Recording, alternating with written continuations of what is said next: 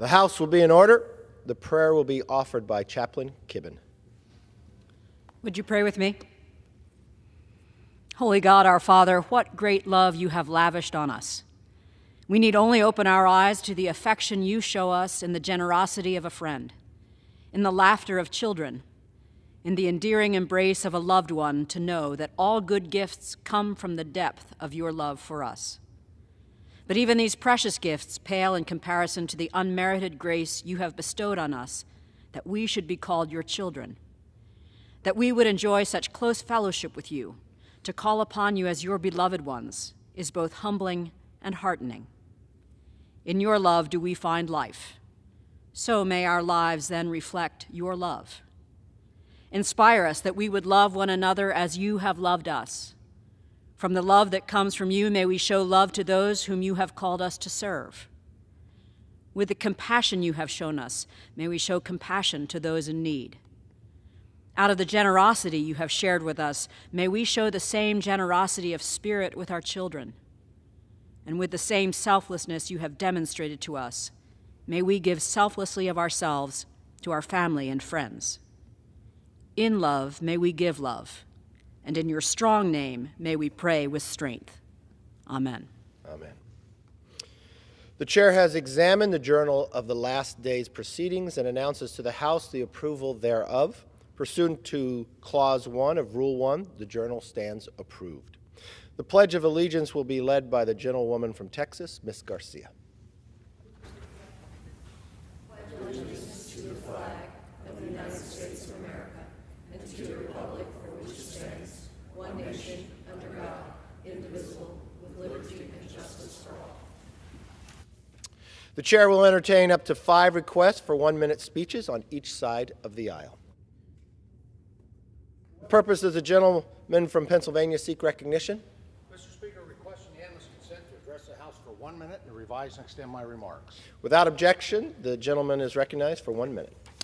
Thank you, Mr. Speaker. Mr. Speaker, I bring to the floor today my most recent copy of the Boy Scout Handbook. I would say this, after the Bible, one of the most influential books in my life. And I rise today to recognize the 113th anniversary of the Boy Scouts of America, the nation's foremost youth program of character development and values-based leadership training. On February 8, 1910, Chicago businessman William Boyce, who grew up in western Pennsylvania, incorporated the Boy Scouts of America.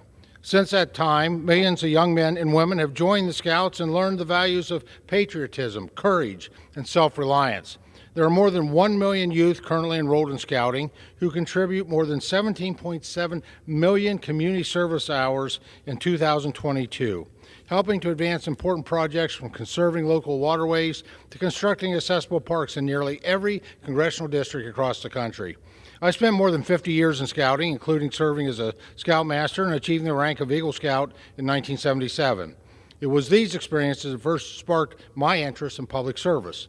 The Boy Scout oath, in part, urges us to perform our duty to our country. As co-chair of the Congressional Scouting Caucus, I'm proud to introduce a resolution alongside my good friend from Georgia, Mr. Bishop, designating today as Boy Scouts of America Day to honor the tireless service of Scout volunteers and participants in our communities. Mr. Speaker, the Boy Scouts of America has played a pivotal role in shaping the leaders of tomorrow, and I look forward to seeing their continued contributions to our country. Thank you, Mr. Speaker, and I yield back the balance of my time. For what purpose does the gentleman from Massachusetts seek recognition? To address the House for 1 minute and revise and extend my remarks. Without objections, the gentleman is recognized for 1 minute. Mr. Speaker, I have had it up to here with lies coming from the other side about food assistance programs like SNAP. This weekend, 5 of my Republican colleagues said they could save $400 billion by cutting SNAP and instituting tougher work requirements for folks on the program. Clearly, they didn't do their homework. So let me correct the record. First, 9 out of 10 SNAP recipients are in households with children, seniors, and people with disabilities. Second, there are already strict work requirements for SNAP. Let me repeat that. Most of the people receiving SNAP who can work actually do work. They come home from their shift when their shift ends, and they count pennies because the average benefit is only a couple of bucks. I'm sick and tired of Republicans coming down to the floor and going on social media to beat up on poor people. Members of Congress are not on SNAP. You know who is? Children, seniors, veterans, people with disabilities. And for the record, there's a special place in hell for those who want to take food out of the mouths of vulnerable Americans. I yield back. For what purpose does the gentleman from North Carolina seek recognition? Address the House for up to 1 minute or stand and just speak. Without objection, the gentleman from North Carolina is recognized for 1 minute. Mr. Speaker, I rise today with a heavy heart. Today we honor 6 North Carolinians who died in a plane crash off the coast of Carteret County on the 13th of February, 2022. 4 days from now will be the 1-year anniversary of this horrific tragedy. Last March, we held a moment of silence in their remembrance. No words can describe the pain and devastation that our community has felt. And yet, I continue to be moved by the outpouring love and support from individuals not only across North Carolina, but this great nation. Today, I'm introducing legislation with the entire backing of the North Carolina delegation to designate 6 creeks in Carteret County after 6 of the individuals who lost their lives. My bill, the Down East Remembrance Act, gives exact latitudes and longitudes to the creeks' locations. They will be named after Noah Styron, Hunter Parks, Cole McGinnis, Stephanie Fulcher, Jacob Taylor, and Daley Shepard. Upon adoption, these names will forever become part of the fabric of Eastern North Carolina. May God bless them, give them peace, and their families. Mr. Speaker, I yield back. For what purpose does the gentlewoman from Texas seek recognition? Mr. Speaker, I ask for unanimous consent to address the House for 1 minute to advise and extend my remarks. Without objection, the gentlewoman from Texas is recognized for 1 minute. Thank you, Mr. Speaker. Mr. Speaker, I rise today to honor the life and legacy of Michael N. Mustete. Mike was a trailblazer in the labor movement, a dedicated public servant, and a loving family man. As a member of IBEW Local 66 for over 50 years, he strived to ensure our workers had fair representation and proper wages. I had the honor of standing shoulder to shoulder with Mike many times, defending workers, organizing, walking the picket line, winning, and sometimes trying again. But the work was never about the money. It was about fighting for the quality of life and transformational difference a good job can do for a family.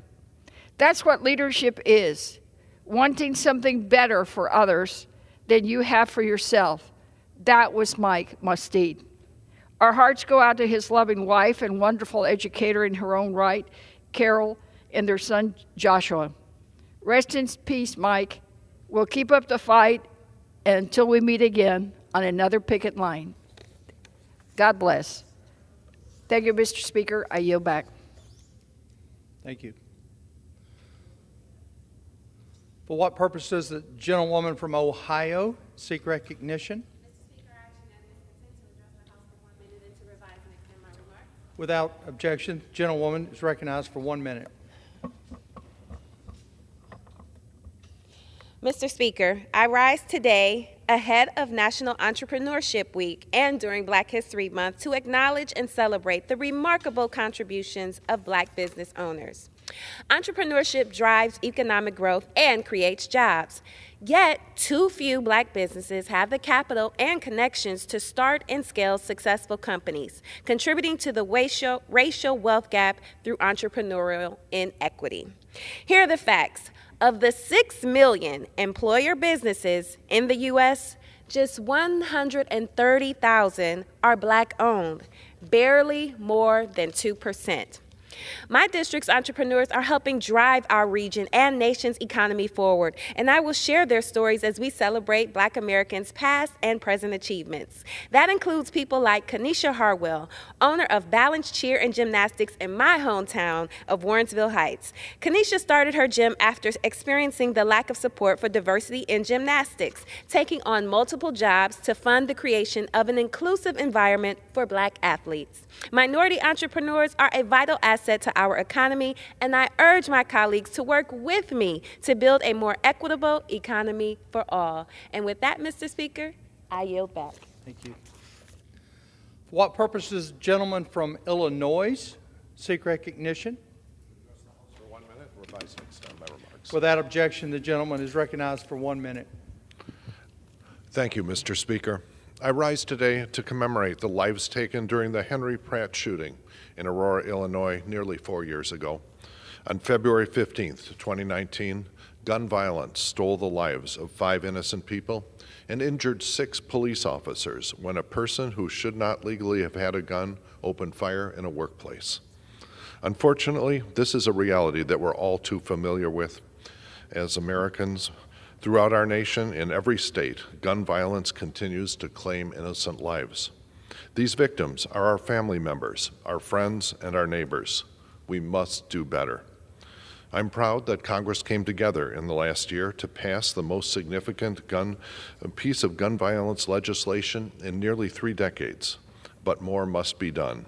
We cannot wait for the next tragedy. We must continue to pursue common sense gun safety measures that will keep guns out of the wrong hands and help save lives. And I stand with the Aurora community during this time of remembrance and reflection. Thank you, and I yield back.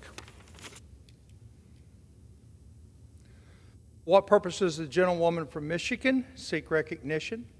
I ask unanimous consent to address the House floor for 1 minute. Without objections, the gentlewoman is recognized for 1 minute. Thank you. Thank you. Mr. Speaker, today I rise in support of our kids. It is so important that we come together alongside the next generation of Americans and give them the resources they need to succeed in a 21st century economy. There are so many issues facing our youth today, between the mental health crisis, rising costs of education, childhood hunger. Our children are dealing with issues that can and must be addressed by federal lawmakers. Mental illness is on the rise among the next generation of Americans. We are witnessing an unprecedented increase in depression, anxiety, substance abuse, and suicide. We're in the middle of a crisis. Mental health concerns are American parents' top concerns for their children, and the pandemic just exacerbated already troubling trends. Working families matter. Our kids matter. There is so much opportunity to come together across partisan divides and address these critical issues. This week, I've been meeting with school board members and college officials from my district, and we're ready to partner with us to improve the lives of our students. I'm here for the next generation of West Michiganders. We owe it to our kids to address these critical issues through common sense solutions that work for them. Mr. Speaker, I yield back the remainder of my time. For what purpose does the gentleman from Kentucky seek recognition? Mr. Speaker, pursuant to House Resolution 97, I call up the joint resolution disapproving the action of the District of Columbia Council in approving the revised Criminal Code Act of 2022 and ask for its immediate consideration. The clerk will report the title of this joint resolution. House Joint Resolution 26, Joint Resolution disapproving the action of the District of Columbia Council in approving the revised Criminal Code Act of 2022. Pursuant to the House Resolution 97, the joint resolution is considered read. The joint resolution shall be debated for 1 hour, equally divided and controlled by the chair and the ranking minority member of the Committee of Oversight and Accountability or their respected designee. The gentleman from Kentucky, Mr. Comer, and the gentleman from Maryland, Mr. Raskin, each control 30 minutes. The chair recognizes the gentleman from Kentucky, Mr. Comer. Thank you, Mr. Speaker. I ask unanimous consent that all members have 5 legislative days to revise and extend their remarks and include extraneous material on the measure under consideration. Without objection, I yield myself such time as I may consume. The gentleman is recognized. Thank you, Mr. Speaker. Today I rise in support of Representative Clyde's House Joint Resolution 26, a resolution disapproving of the District of Columbia's revised Criminal Code Act of 2022. There's a crime crisis in America's capital city. According to the D.C. Metropolitan Police Department, carjackings in the district have increased by 90% compared to this time last year. Total property crime is up 31%, and homicides are up 29%. In fact, D.C. is currently on track to have the most homicides since 1995. But the radical D.C. Council has chosen to prioritize legislation that will turn this crime crisis into a catastrophe.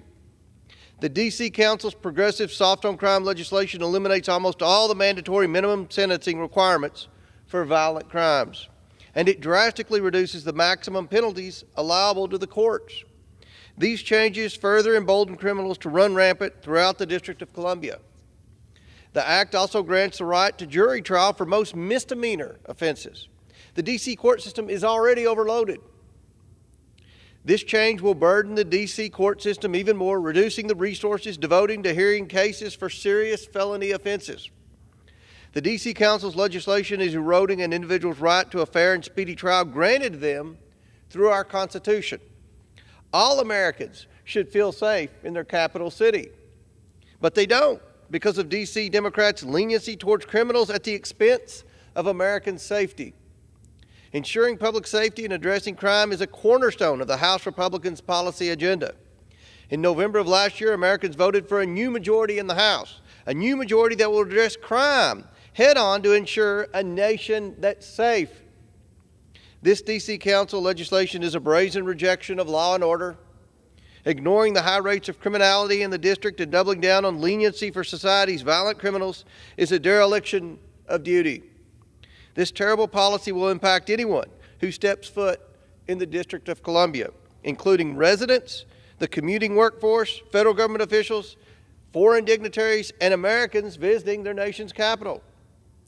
If the D.C. Council wants to continue to skirt its responsibility to the people, they will have to answer to this Congress. It should be noted that we in Congress are not alone. The D.C. Police Union, representing 3,500 members, and the National Fraternal Order of Police are strongly in favor of HJ Resolution 26, stating in a recent letter to Congress that the D.C. Act will embolden criminals, dramatically increase crime and violence, and render police officers in the District of Columbia virtually powerless to adequately police the city and keep its residents and visitors safe. This resolution is also endorsed by the National Association of Police Organizations, representing over 241,000 law enforcement officials across America, and the Federal Law Enforcement Officers Association.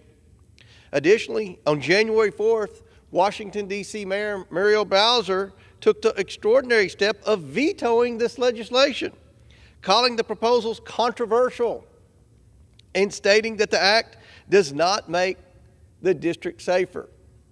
Mayor Bowser's bold executive veto sent a strong message that the policy proposals of this bill are simply unworkable and unsafe for the district. There may not be much Mayor Bowser and I have agreed on in the past, but today we're on the same page. I call on my colleagues to join me in supporting Mr. Clyde's resolution disapproving of the D.C. Revised Criminal Code Act of 2022. We must ensure these terrible criminal code reforms are not put into place. I reserve the balance of my time. Kentucky reserves. The gentleman from Maryland is recognized. Thank you kindly, Mr. Speaker. I rise today in strong opposition to H.J. Res. 26, the second episode in the new mini-series where the House majority asks the United States Congress to act as a super city council of 535 members to make decisions for the people of Washington, D.C. A real city with a real city council and mayor, which some of my colleagues apparently have never visited or had any real interaction with. The people in Washington, D.C. want to make their decisions about democratic self-government for themselves. They don't want the representatives of other Americans to come and make decisions for them. Now, President Biden was here this week for his great State of the Union address, and when you could hear him over the heckling, he talked about the great progress we're making as a nation, economically with 12 million new jobs, in terms of support for Americans in their health care with the dramatic reduction in health care prescription drug costs. We've cut to $35 a month what people have to spend on their insulin shots if they have diabetes. We just passed a record investment in climate preparedness to deal with the extreme climate emergency and all of the extreme weather events that people in the United States are experiencing across the country. That is a national agenda. That's a real national agenda. Now, my friends across the aisle want to spend this week instead superintending and reviewing the bills that are being passed by the D.C. City Council for 713,000 American citizens who live in Washington, D.C.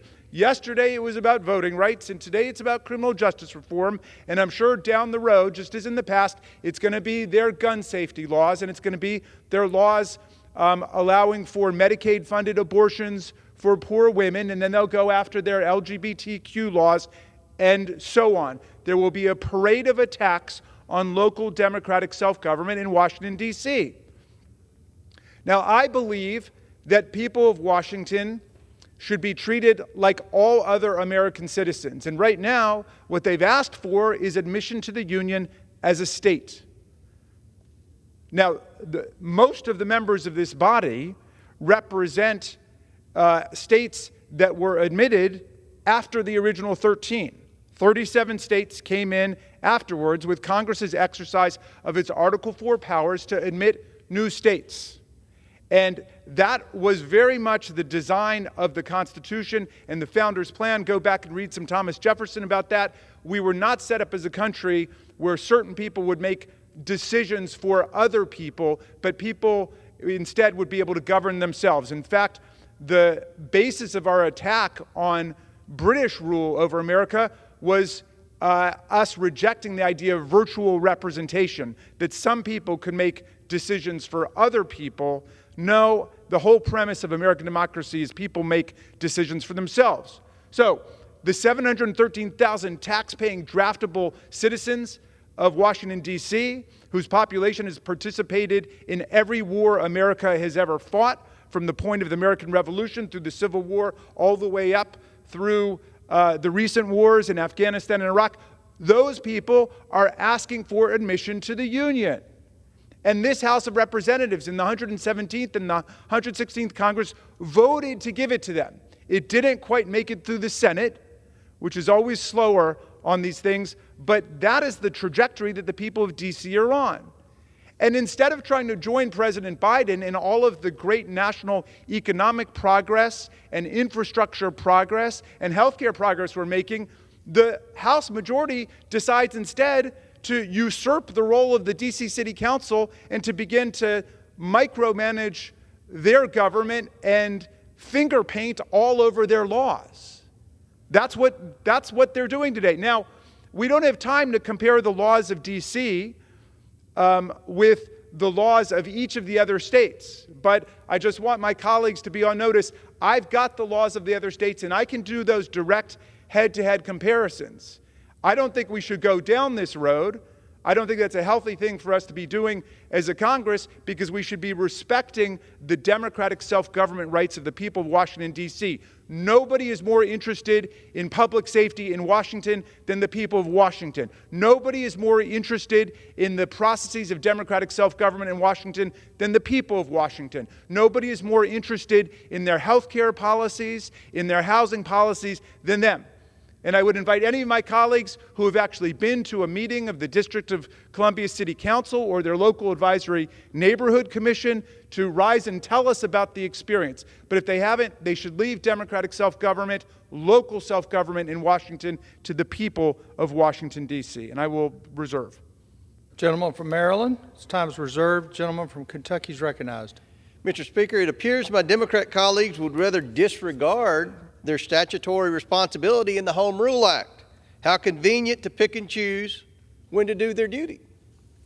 With that, Mr. Speaker, I yield 5 minutes to the gentleman from Georgia and the sponsor of the resolution, Mr. Clyde. Gentleman from Georgia is recognized. And I thank the gentleman from Kentucky, Chairman Comer, for yielding. It's no secret that crime has beleaguered Washington, D.C. for years, Yet in the midst of rising crime rates in D.C., our nation's capital is now on track to become even more dangerous. The D.C. Council is advancing a severely misguided bill, the Revised Criminal Code Act, to eliminate minimum sentences and reduce maximum penalties for numerous violent criminal offenses. This legislation isn't just reckless, it's radical. Washington's own Democrat Mayor Bowser vetoed the legislation, telling the council, and I quote, "This bill does not make us safer."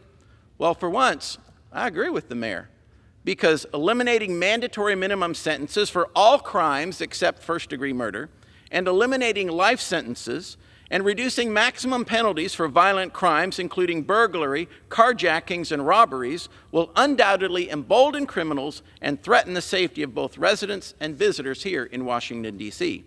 But ultimately, the City Council ignored Mayor Bowser's valid concerns and overrode her veto. Now, many have asked why, as a congressman from Northeast Georgia, I'm leading the effort to block the D.C. Council's radical rewrite of Washington's criminal code. It's because I care, and I would expect and hope that everyone here in this chamber would care too. And Congress has the responsibility and the authority to take this action. Article 1, Section 8, Clause 17 of the Constitution grants Congress the authority to, and I quote, exercise exclusive legislation in all cases whatsoever over such district. But we don't just have a constitutional obligation to stop this soft-on-crime bill from becoming law. We also have a moral obligation to protect Americans' safety and security in our nation's capital city. Just 2 days ago, in his State of the Union address, President Biden said right here in this very chamber, and I quote, "We have an obligation to make sure all our people are safe," and adding, "Public safety depends on public trust." For once, I agree with the President, because all Americans deserve to visit our nation's capital without facing fear or violence. And all Americans should be able to trust public officials to implement policies that protect their safety and well-being. Yet under the D.C. Council's radical crime bill, residents, small businesses, constituents, and our own staff here on Capitol Hill will inevitably encounter additional danger and violence. As the President delivered his State of the Union address on Tuesday night, there was a shooting blocks away in Navy Yard and a stabbing over in Georgetown. Earlier this week on Capitol Hill, a Capitol Hill reporter's wheels were stolen right off his car. The same crime happened to one of my Democrat colleagues, Congresswoman Barragan, last month. And just last week at the Potomac Avenue Metro Station, a crazed criminal shot and killed a 64-year-old Metro mechanic, Robert Cunningham, who heroically attempted to stop the violent criminal from shooting a woman nearby. Clearly, crime after crime is on the rise here in D.C., yet the D.C. Council's bill will only make matters worse. Combating crime is not a conservative or a liberal objective. It's not Republican or Democrat. It's simply a common sense one. In fact, it's been my honor to work with a local Democrat, Denise Krepp, who formerly served as an advisory neighborhood commissioner here in D.C. For years, Ms. Krepp pleaded with Democrats to be tough on crime for the sake of the residents she served, yet she was routinely ignored. In a letter sent to this very body in December, which I request to submit to the record, she urged Congress to introduce a resolution of disapproval to block the D.C. Council's Revised Criminal Code Act, an effort I'm honored to lead and an effort I'm proud that the House will pass today. Because we must send a clear message to the Senate, to the White House, and to the American people that the People's House rejects soft-on-crime policies that jeopardize American safety and security.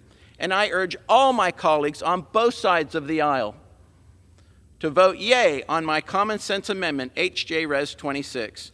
And Mr. Speaker, I ask unanimous consent to have this letter from Ms. Krepp submitted for the record. Without objection. Thank you, and I yield back. Reserved. Gentleman from Kentucky is reserved. Gentleman from Maryland is recognized. Thank you, Mr. Speaker. The gentleman from Georgia says he is in favor of the resolution because he cares about Washington, D.C. I know someone else who cares about Washington, D.C., the delegate from the District of Columbia, the distinguished Eleanor Holmes Norton. I now recognize her for 5 minutes. Recognized for 5 minutes.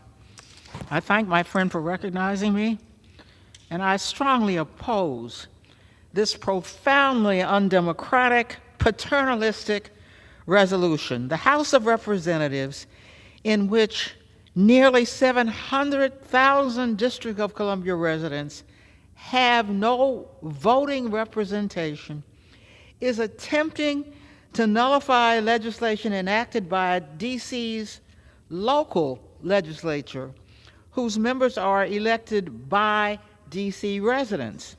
By scheduling this vote, I can only conclude that the Republican leadership believes that D.C. residents, a majority of whom are black and brown, are either unworthy or incapable of governing themselves.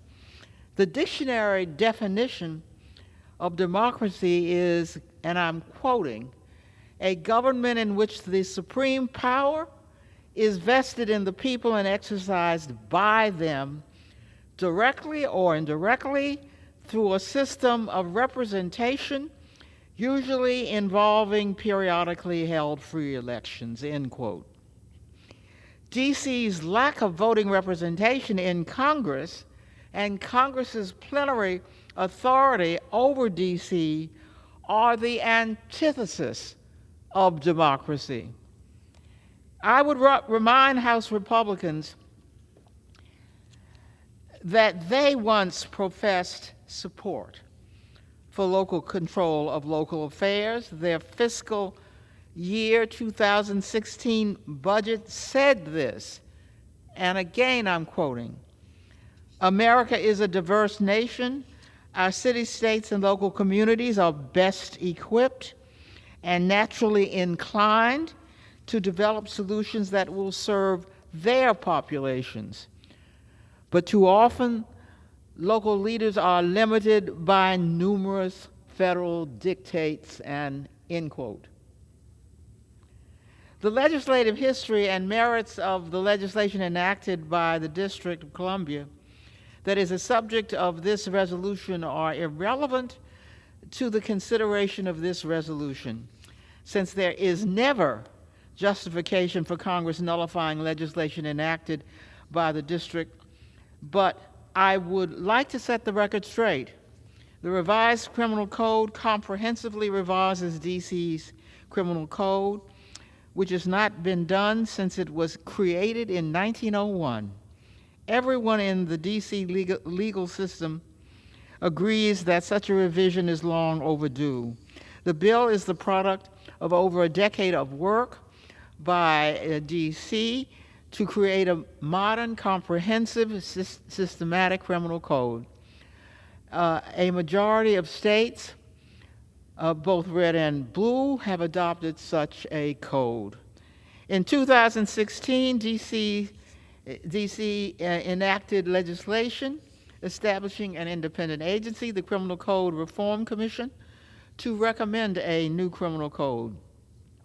The commission, which consisted of nonpartisan experts, drafted the revised Criminal Code Act over nearly 5 years in a fully public process.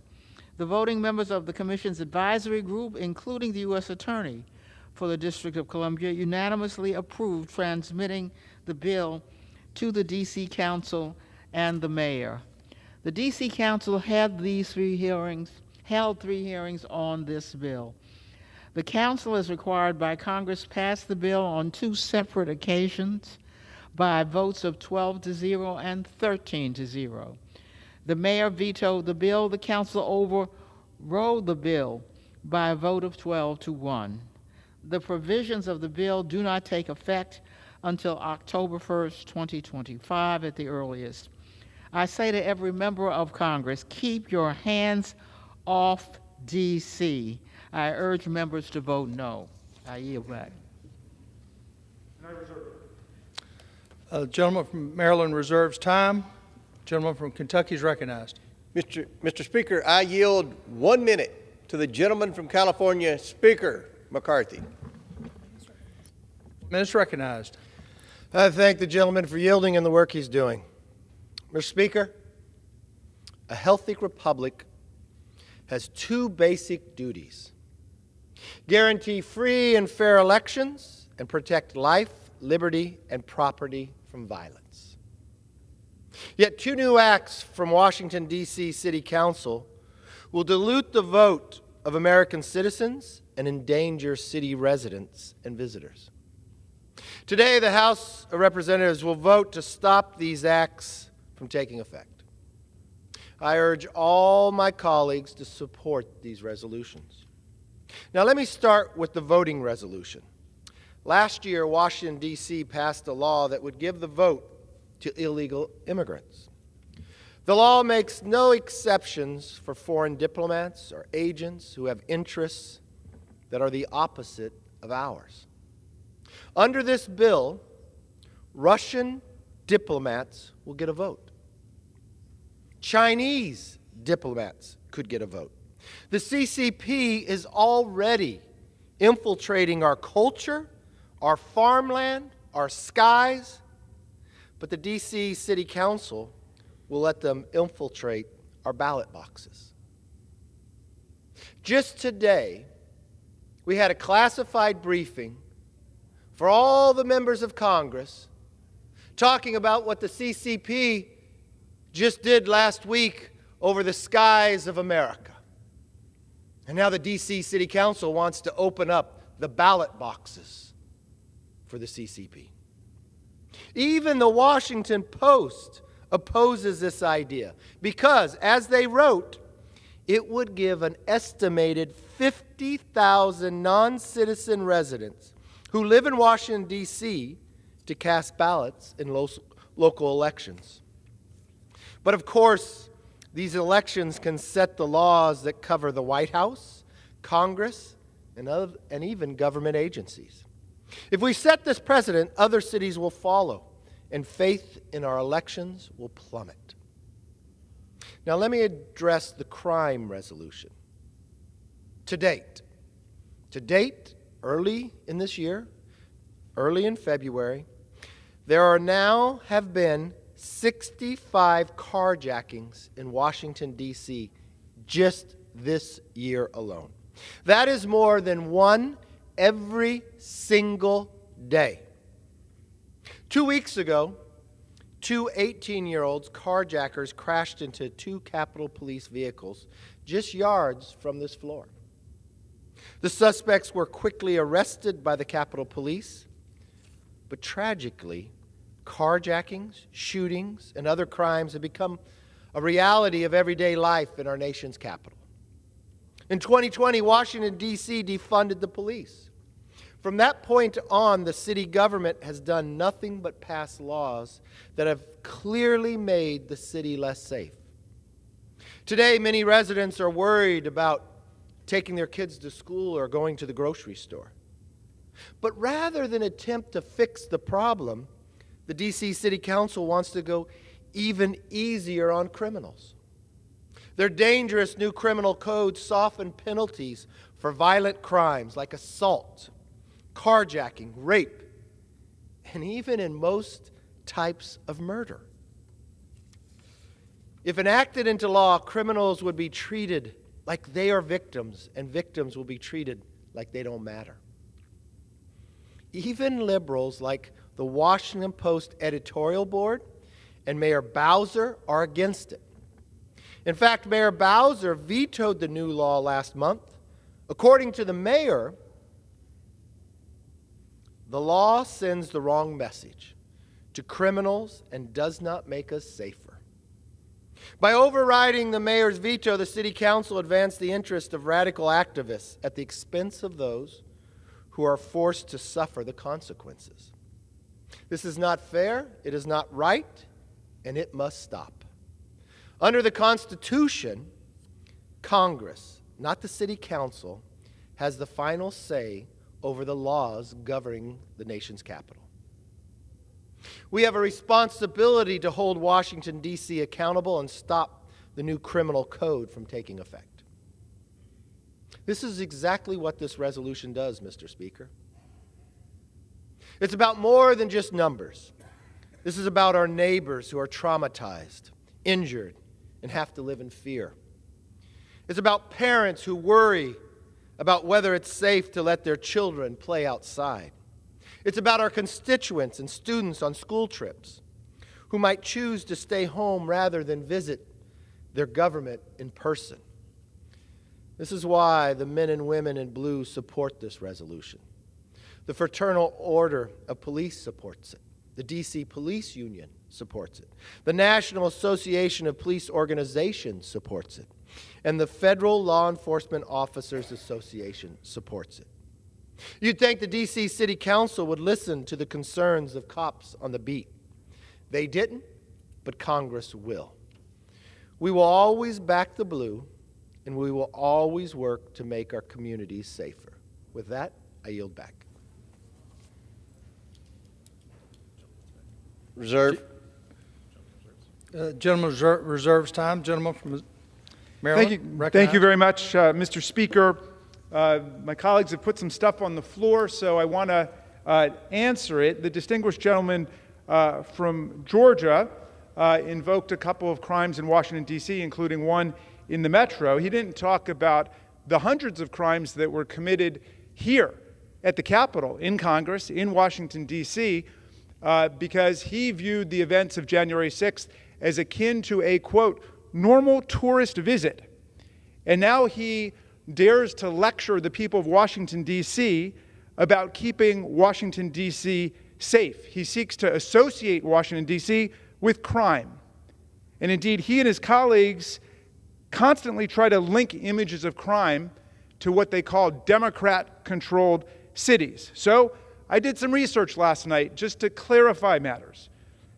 The 7 states with the highest murder rates in 2020 all were states that were majority for Donald Trump in the 2020 election. The murder rate in the states that voted for Trump was higher in aggregate than the murder rate in the states that voted for Biden in each year from 2000 to 2020. So I would invite the gentleman not to lecture the people of Washington, D.C. about crime rates, because the murder rate is worse in the red states than it is in the blue states. 5 of the 10 cities with the highest murder rate through the first half of last year were in states that voted for Donald Trump in 2020. All those cities have higher murder rates than Washington, D.C. Among the top 10 is a city in the state represented by the sponsor of the disapproval resolution, Mr. Clyde. Now, the Speaker rose to talk about both yesterday's resolution and today's resolution. He also gave the people of Washington, D.C. a lecture about diluting the vote when he rejects their admission to the Union as a state. In other words, he's trying to squelch and nullify their statehood drive that would give them real political equality in the country, and then he says the people of Washington, D.C. are diluting the vote. Well, he's blockading the vote. He's preventing the vote for people in Washington, D.C.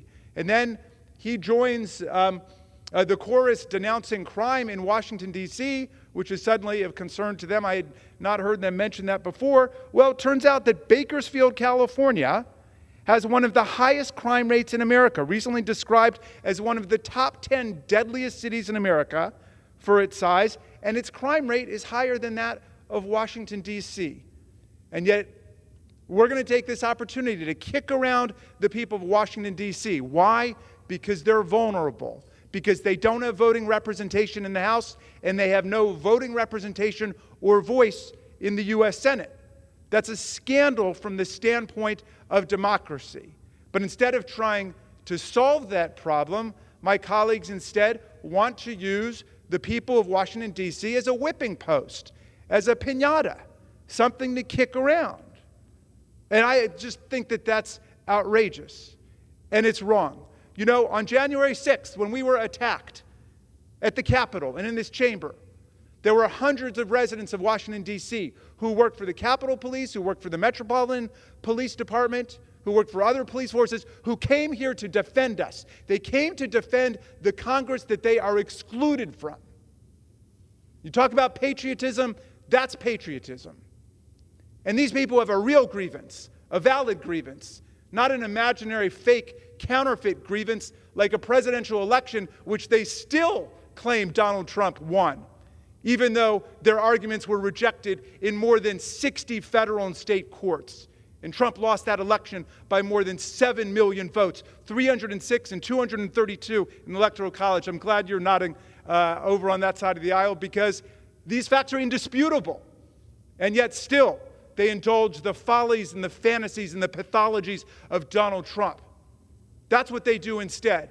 And they try to kick around the people of Washington, D.C., who defended us as patriots on that day. And there are veterans in Washington, D.C., and we'll submit these for the record, who have demanded their voting rights and demanded admission as a state.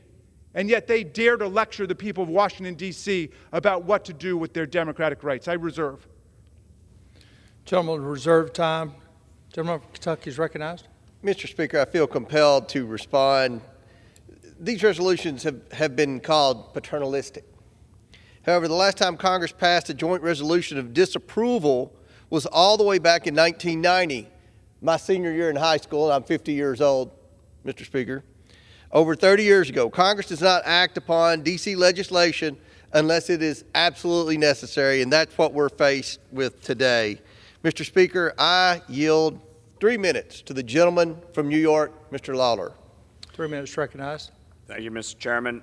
Mr. Speaker, I rise today to support the joint resolution that would help protect the citizens of Washington, D.C., and prevent violent criminals from being let free to terrorize folks and reoffend. Even Mayor Bowser, by no means a conservative or moderate, was adamantly opposed to the revised Criminal Code Act. She vetoed it. And it's no wonder why she vetoed this measure. So far, year to date, according to the DCPD, Washington, D.C. has seen a 90% increase in auto theft, a 143% increase in sex abuse, and a 29% increase in homicide. On the whole, year to date, property crime is up 31% and overall crime is up 23%. Year to date. Now, that doesn't sound like a recipe for doing away with mandatory minimums, lowering maximum sentences, and increasing rehearings for violent criminals.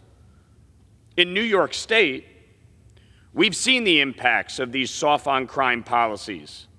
In New York City, total crimes were up 22% in 2022 from 2021, and over 47% from 2020, the year that cashless bail took effect. It's alarming, it's startling, and a preview of what's to come in Washington, D.C. if we do not stop this radical measure that was passed from going into effect. Cashless bail in New York was the single stupidest policy that has ever been enacted anywhere. 40% of those who have been released on non-monetary bail for felony offenses have been rearrested. Judges do not have judicial discretion. New York State is the only state in the country that does not have a dangerousness standard. Non-enforcement of petty crimes in New York City, the elimination of the anti-crime unit, which is primarily responsible for getting illegal guns off the streets. Raise the age, where 16 and 17-year-olds are treated in family court rather than criminal court, and yet using guns in the commission of a crime, they're being released. Is it any wonder why gangs would use them? Unrepentant cop killers, child rapists, murderers being released by an out-of-control parole board. And the radical defund the police movement. This has happened in New York City, and it will happen in Washington, D.C. if this law is allowed to go into effect. The greatest responsibility of any government is to ensure the safety and security of its citizenry. Cities like New York, and now Washington, D.C., and Chicago are failing in their responsibility. We are putting our citizens and law enforcement at risk. It needs to stop. This law should not be allowed to go into effect, and Congress has an obligation to act. Time's expired. Thank you, Mr. Chair. Thank you. Reserve. Gentleman reserves his time. Recognize the gentleman from Maryland. Thank you. I yield 2 minutes to the gentlelady from the District of Columbia, Ms. Norton. Mr. Speaker, Gentlewoman's recognized. We've heard a lot about crime in D.C. So I think it is fair to ask, how does the revised Criminal Code Act penalties compare to the penalties in the states represented in this House? I will cite a few examples from Kentucky, Chairman Comer's home state. The revised Criminal Code Act has a higher mandatory minimum penalty for murder one than Kentucky. The revised Criminal Code Act has a higher maximum penalty for involuntary manslaughter and unarmed robbery than Kentucky. How about armed and unarmed carjacking? The revised Criminal Code Act has specific armed and unarmed carjacking crimes. Kentucky does not. The revised Criminal Code Act maximum penalty for armed carjacking is higher than for first-degree robbery in Kentucky. And the revised Criminal Code Act maximum penalty for unarmed carjacking is higher than for unarmed robbery in Kentucky. How about felony murder? The revised Criminal Code Act has a maximum sentence of 20 years with a maximum of 30 years for aggravating factors. Kentucky abolished felony murder. I yield back. Close time. Thank you. Mr. Speaker, the gentlelady from the District of Columbia has just made a very powerful point, which is that on a whole range of offenses under the newly revised D.C. Act that they want to overthrow now, the criminal law is tougher in Washington, D.C. than it is in the distinguished chairman's home state of Kentucky. On carjacking, on first-degree murder, on involuntary manslaughter, the people of D.C. have chosen tougher penalties. But the gentlelady didn't arrive to denounce Kentucky as soft on crime or weak on crime and say the whole United States Congress has got to turn itself into a super legislature for Kentucky and strike their laws down. That's up to the people of Kentucky. They don't even have a carjacking statute. You've got to use armed robbery there, which gets you up to 20 years in prison. In the District of Columbia, they have a specific carjacking statute that could get you 24 years in prison. But that is the beauty of the federal system, which I thought our colleagues supported. The idea that people decide at the local level whether they want tougher laws, as in the District of Columbia, or weaker laws, as in Kentucky. That's up to the people of the states to go offense by offense. But I'm afraid that my friend and colleague, Ms. Norton, is taking them a bit too seriously, because they're not really interested in scrutinizing the actual criminal justice policy. They just want to kick the people of Washington, D.C. around. They want to lord it over them. So we had President Biden here this week inviting both parties to work together for continued acceleration of this great economic rebound we're in, with 12 million new jobs, with us finally addressing climate change, with us getting prescription drug benefits to the people of America. He invited us to participate in a bipartisan national renewal, and what does the majority come back with? They want 535 members of the United States Congress to act like a super city council lording over the people of Washington, D.C. It is unjust and unfair to the people of Washington, and it is beneath our dignity as a Democratic Congress to be acting in this way. I reserve. Gentleman's time is reserved. Gentleman from Kentucky is recognized. Mr. Speaker, I'm pretty sure we haven't had a carjacking in my congressional district in several years. If someone thought about carjacking a vehicle in my district, probably wouldn't end well for them. So I don't think that this has anything to do with this important bill in a city that's been ravaged with crime and carjackings every day. With that, Mr. Speaker, I yield 3 minutes to the gentleman from New York, Mr. D'Esposito. Well, thank you. The gentleman is recognized for 3 minutes. Well, thank you, Mr. Speaker.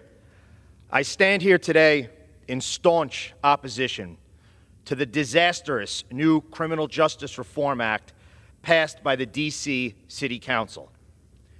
If enacted, the revised Criminal Code of 2022 would effectively prevent the local justice system from keeping criminals off of our streets, all while D.C.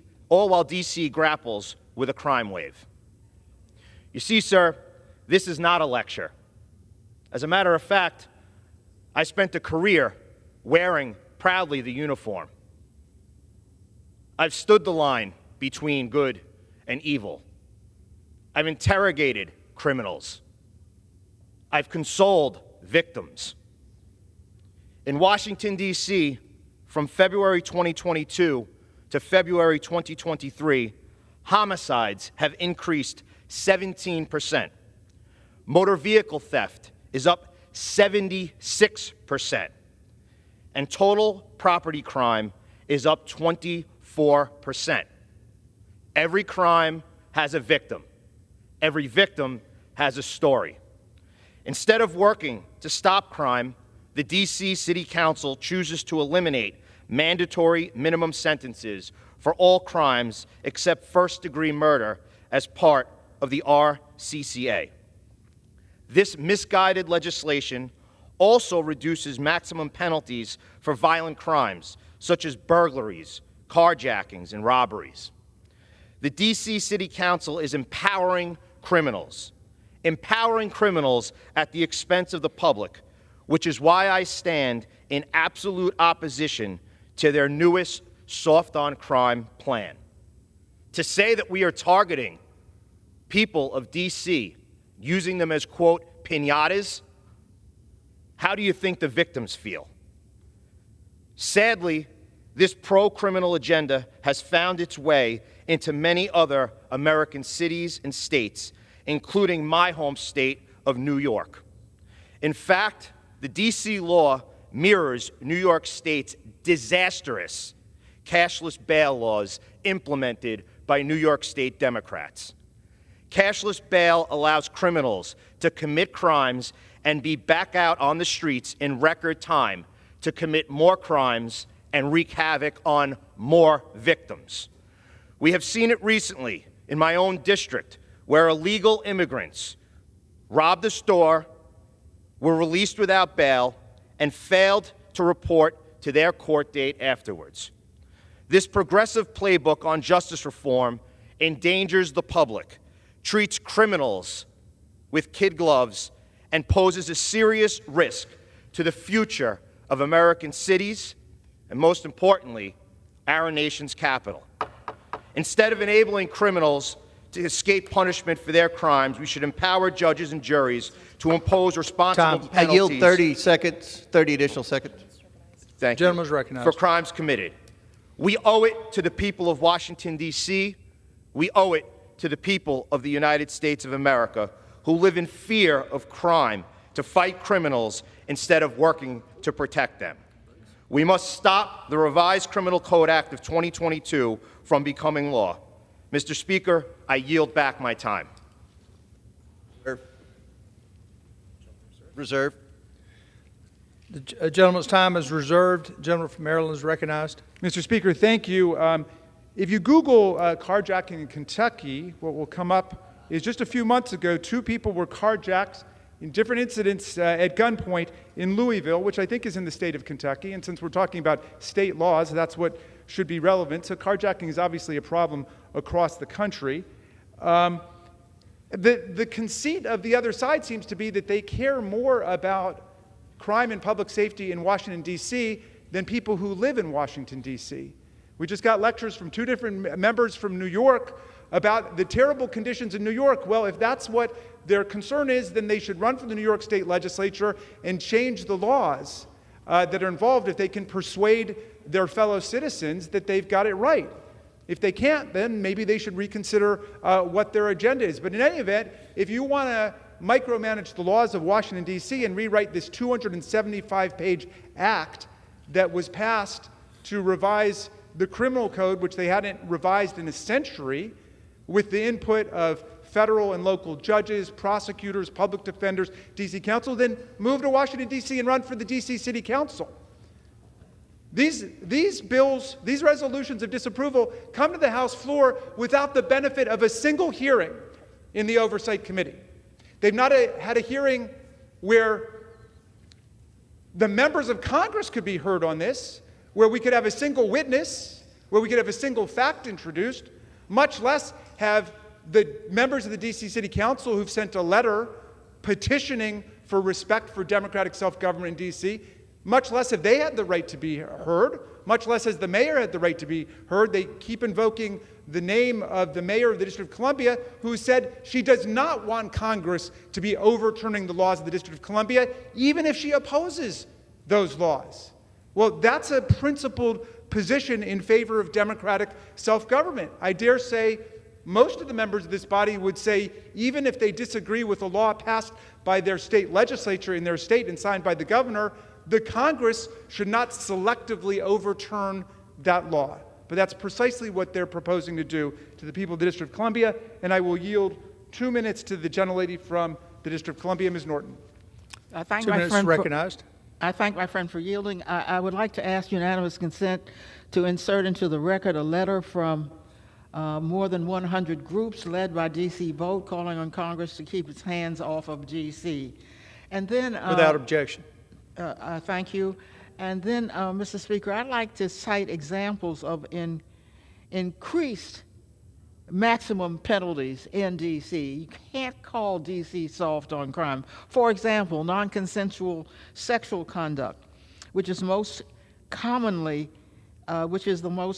charged sex event. Current maximum, 6 months. New maximum, 2 years. Attempted murder. Current maximum, 5 years.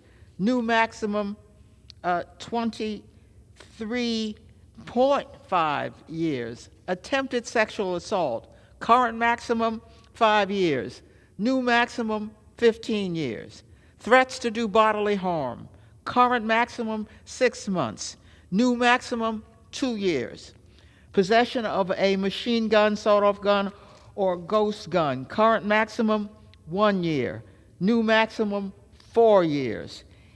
It increases the maximum penalties for misdemeanor and felony assault on a police officer.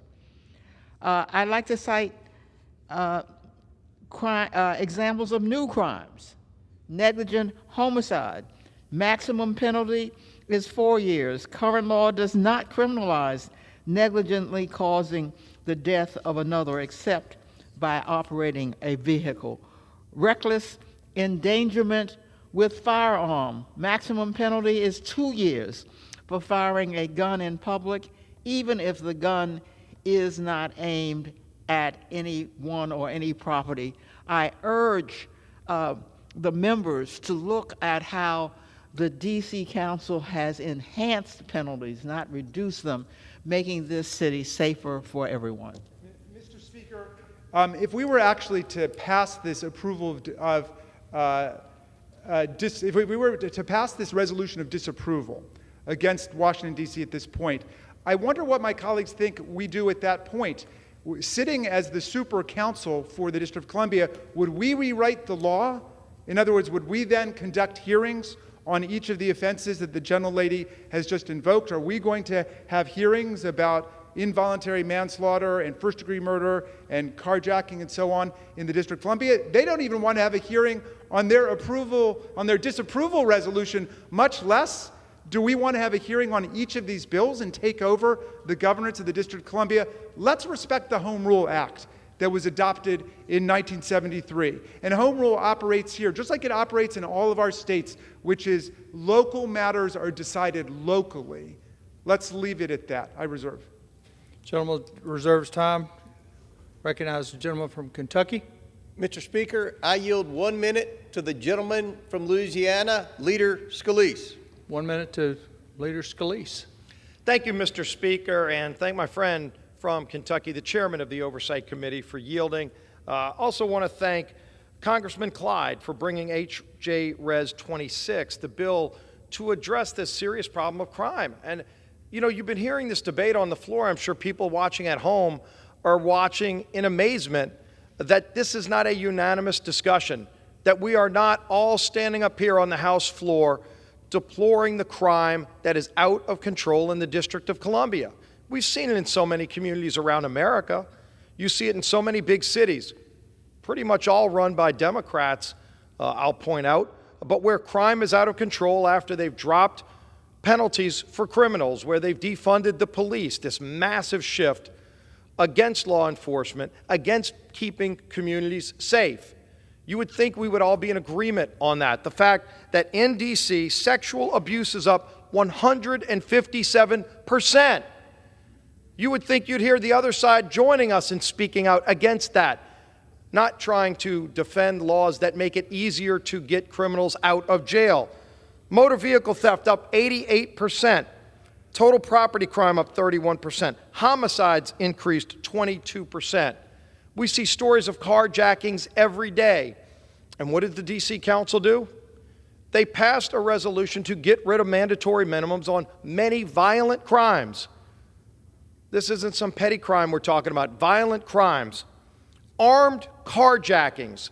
The mandatory minimum used to be 15 years for an armed carjacking, dropped to 0. Not a day you can hold somebody up at gunpoint and take their car from them, and you could literally walk out of jail the next day without serving a day in prison. And you wonder why crime is out of control. The D.C. mayor vetoed the ordinance. The council overrode it. Now, you hear a lot of my colleagues on the other side of the aisle talking about the ability for Congress. Why is Congress even doing this? Well, you know, Mr. Speaker, just the other day, we actually spent a day reading the entire United States Constitution on the House floor. Maybe my Democrat colleagues didn't listen to that discussion. Maybe they haven't read the United States Constitution in a long time, but I'll break the copy out. It's easy to read. Article 1, Section 8 talks about the District of Columbia. It says Congress has the power to exercise exclusive legislation in all cases whatsoever over such district. Yes, Congress is given the exclusive right to legislate in all cases dealing with the District of Columbia. You could talk about debates that go on in state houses. The District of Columbia is not a state for a lot of reasons. Our founding fathers actually wanted a capital of the United States that wasn't part of a state. There's a lot of debate about why that happened. In fact, this land that we're standing on right now used to be part of a state. The state's called Maryland. It's still there. Maryland gave land to the United States because our nation decided we wanted the capital to be in a place that is not tied to the other states. That's just the home of the nation's capital. And it gave Congress in the Constitution the authority to get involved in these kind of issues. And it doesn't happen often. But my God, if we can't come together with crime out of control, with people being killed, with criminals being let out the next day after violent crimes are committed, and mandatory minimums are dropped from 15 years to 0, if you hold a gun to somebody's head and carjack them, that's why we're coming together to take a stand. And everybody can vote if they are okay with letting the carjackers walk scot-free. They'll have that opportunity. Don't count me in that number. I would say don't count the millions of people that both live in the District of Columbia, living in fear of crime, don't want that crime, and the millions of people that come as tourists to come and visit our nation's capital. Should not live in fear of that violent crime every day because criminals get to walk free. And how is the governance determined? They allow people that are here illegally to vote in D.C. We have another bill that we're bringing up to say that people here illegally cannot vote in D.C. elections. It's bizarre listening to the debate on the other side that want to defend the ability for illegals. We went and verified there's not even an exception for foreign nationals. So people that work at the Chinese embassy, we saw how they respect our laws in the United States. They flew a spy balloon over most of the sensitive military bases of our nation last week. Yet people that work at the Chinese embassy or Chinese citizens can vote in D.C. elections. There's a piece of legislation that repeals that as well. And obviously, there's some in this chamber who want to defend the right for people here illegally, including people that work for the CCP that are Chinese nationals, that are Russian nationals. They want them to be able to vote in D.C. elections. Enough is enough. We are exercising our constitutional right to say no to this madness. Let's restore law and order. Let's stand up for law and order and the people of the District of Columbia and all the millions of people who come to visit this nation's capital who don't want to live in fear, who don't think that the carjackers should be able to walk scot-free if they pull out a gun and put it to somebody's head to take their car or to break into their house or to do so many other violent things that are causing fear throughout communities.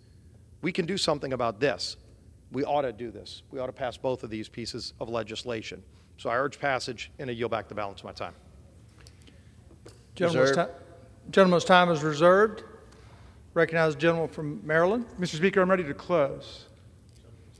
Gentleman reserved. I just want to correct just a few of the major distortions that we just heard from the distinguished gentleman from Louisiana. First of all, carjacking, as I understand it from this act, and I'm willing to stand corrected, is not legal in the District of Columbia. On the contrary, it could be punished by up to 24 years. I think the gentleman from Louisiana misunderstood my colloquy with the chairman of the committee, because it's in Kentucky where carjacking is not a statutory offense.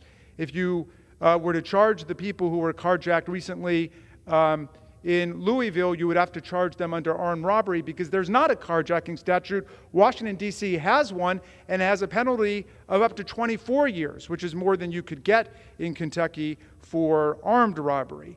The second point is he said that crime was out of control in Washington, D.C. Well, the crime rate is higher in Bakersfield, California, which is represented by the Speaker of the U.S. House of Representatives, and a major city, New Orleans, in the gentleman's home state, quote from, this is from Fox News, closed 2022 with sky-high homicide rate not seen in decades. Horrific. New Orleans was given the grim distinction of murder capital of the U.S. in September. But we don't need to have some kind of race to the bottom Olympics in terms of which state or which city has the worst crime rate. We should get together to deal with the problem of gun violence, which is why I invite our colleagues to join us and more than 90% of the American people who support a universal violent criminal background check. But they oppose it. They are locked in the stranglehold of the NRA, and they won't back this, despite the fact that all the police unions they cited today about D.C. support a universal violent criminal background check. Why don't they do something about semi-automatic assault weapons on the streets of our cities and towns across America? They won't do it. No, they would rather use crime simply as a political club to try to take away other people's democratic rights. Mr. Speaker, it is scandalous the way the majority purports to stand up for local self-government and home rule when they want to trample all of the democratic rights of the people of Washington, D.C. Let's not sit as a super city council of 535 members doing the municipal minutia of the people of Washington. Let them govern themselves. We should be on the pathway to statehood for them, but at the very least, respect their right to home rule. Nobody cares more about public safety in D.C. than the people of D.C. Nobody cares more about the condition of their communities than the people who live in them. That is a basic precept of democratic ideas. I hope my colleagues will respect that, and I hope everyone will vote to reject this continuing series of disapproval resolutions against the people of Washington. I yield back. Gentleman yields back. Gentleman from Kentucky is recognized. Mr. Speaker, I ask unanimous consent to enter 4 letters of support for this resolution into the record. letters from the D.C. Police Union, National Fraternal Order of Police, National Association of Police Organizations, and the Federal Law Enforcement Officers Association. Without objection. The D.C. Revised Criminal Code Act of 2022 is irresponsible. It's dangerous. It's playing with the livelihoods of all who live in or visit D.C. by gutting the local justice system and allowing emboldened criminals to remain on the streets. This Congress must swiftly exercise its constitutional role concerning the District of Columbia and reject this misguided legislation from going into effect. I urge my colleagues on both sides of the aisle to unite in support of law and order and support this necessary resolution of disapproval. I yield back the balance of my time. All time for this debate has expired. Pursuit of House Resolution 97, the previous question is ordered. The question on the engrossment of the third reading of the joint resolution. Those in favor say yea. Those opposed, no. The yeas have it. Third reading. Joint resolution disapproving the action of the District of Columbia in approving the revised Criminal Code Act of 2022. The question is on passage of the joint resolution. Those in favor say yea. Those opposed, no. The yeas have it. Joint resolution. I'd like to ask for a recorded vote, Mr. Speaker. Does the gentleman seek the yeas and nays? I do. The yeas and nays are requested. Those favoring a vote by the yeas and nays will rise. And significant numbers have risen. The yeas and the nays are ordered. Pursuit of Clause 8 of Rule 20, further proceedings on this question will be postponed.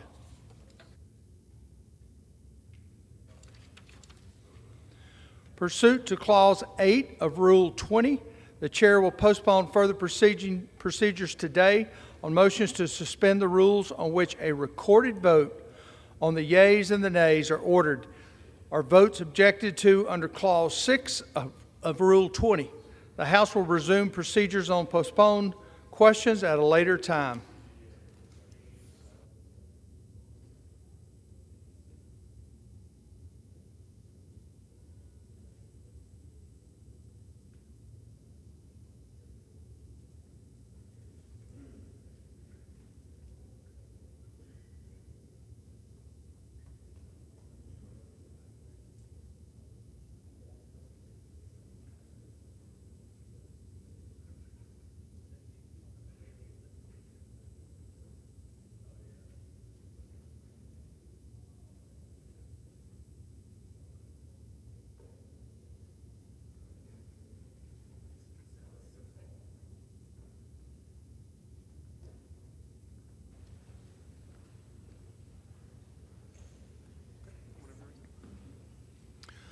For what purpose does the gentleman from Texas seek recognition?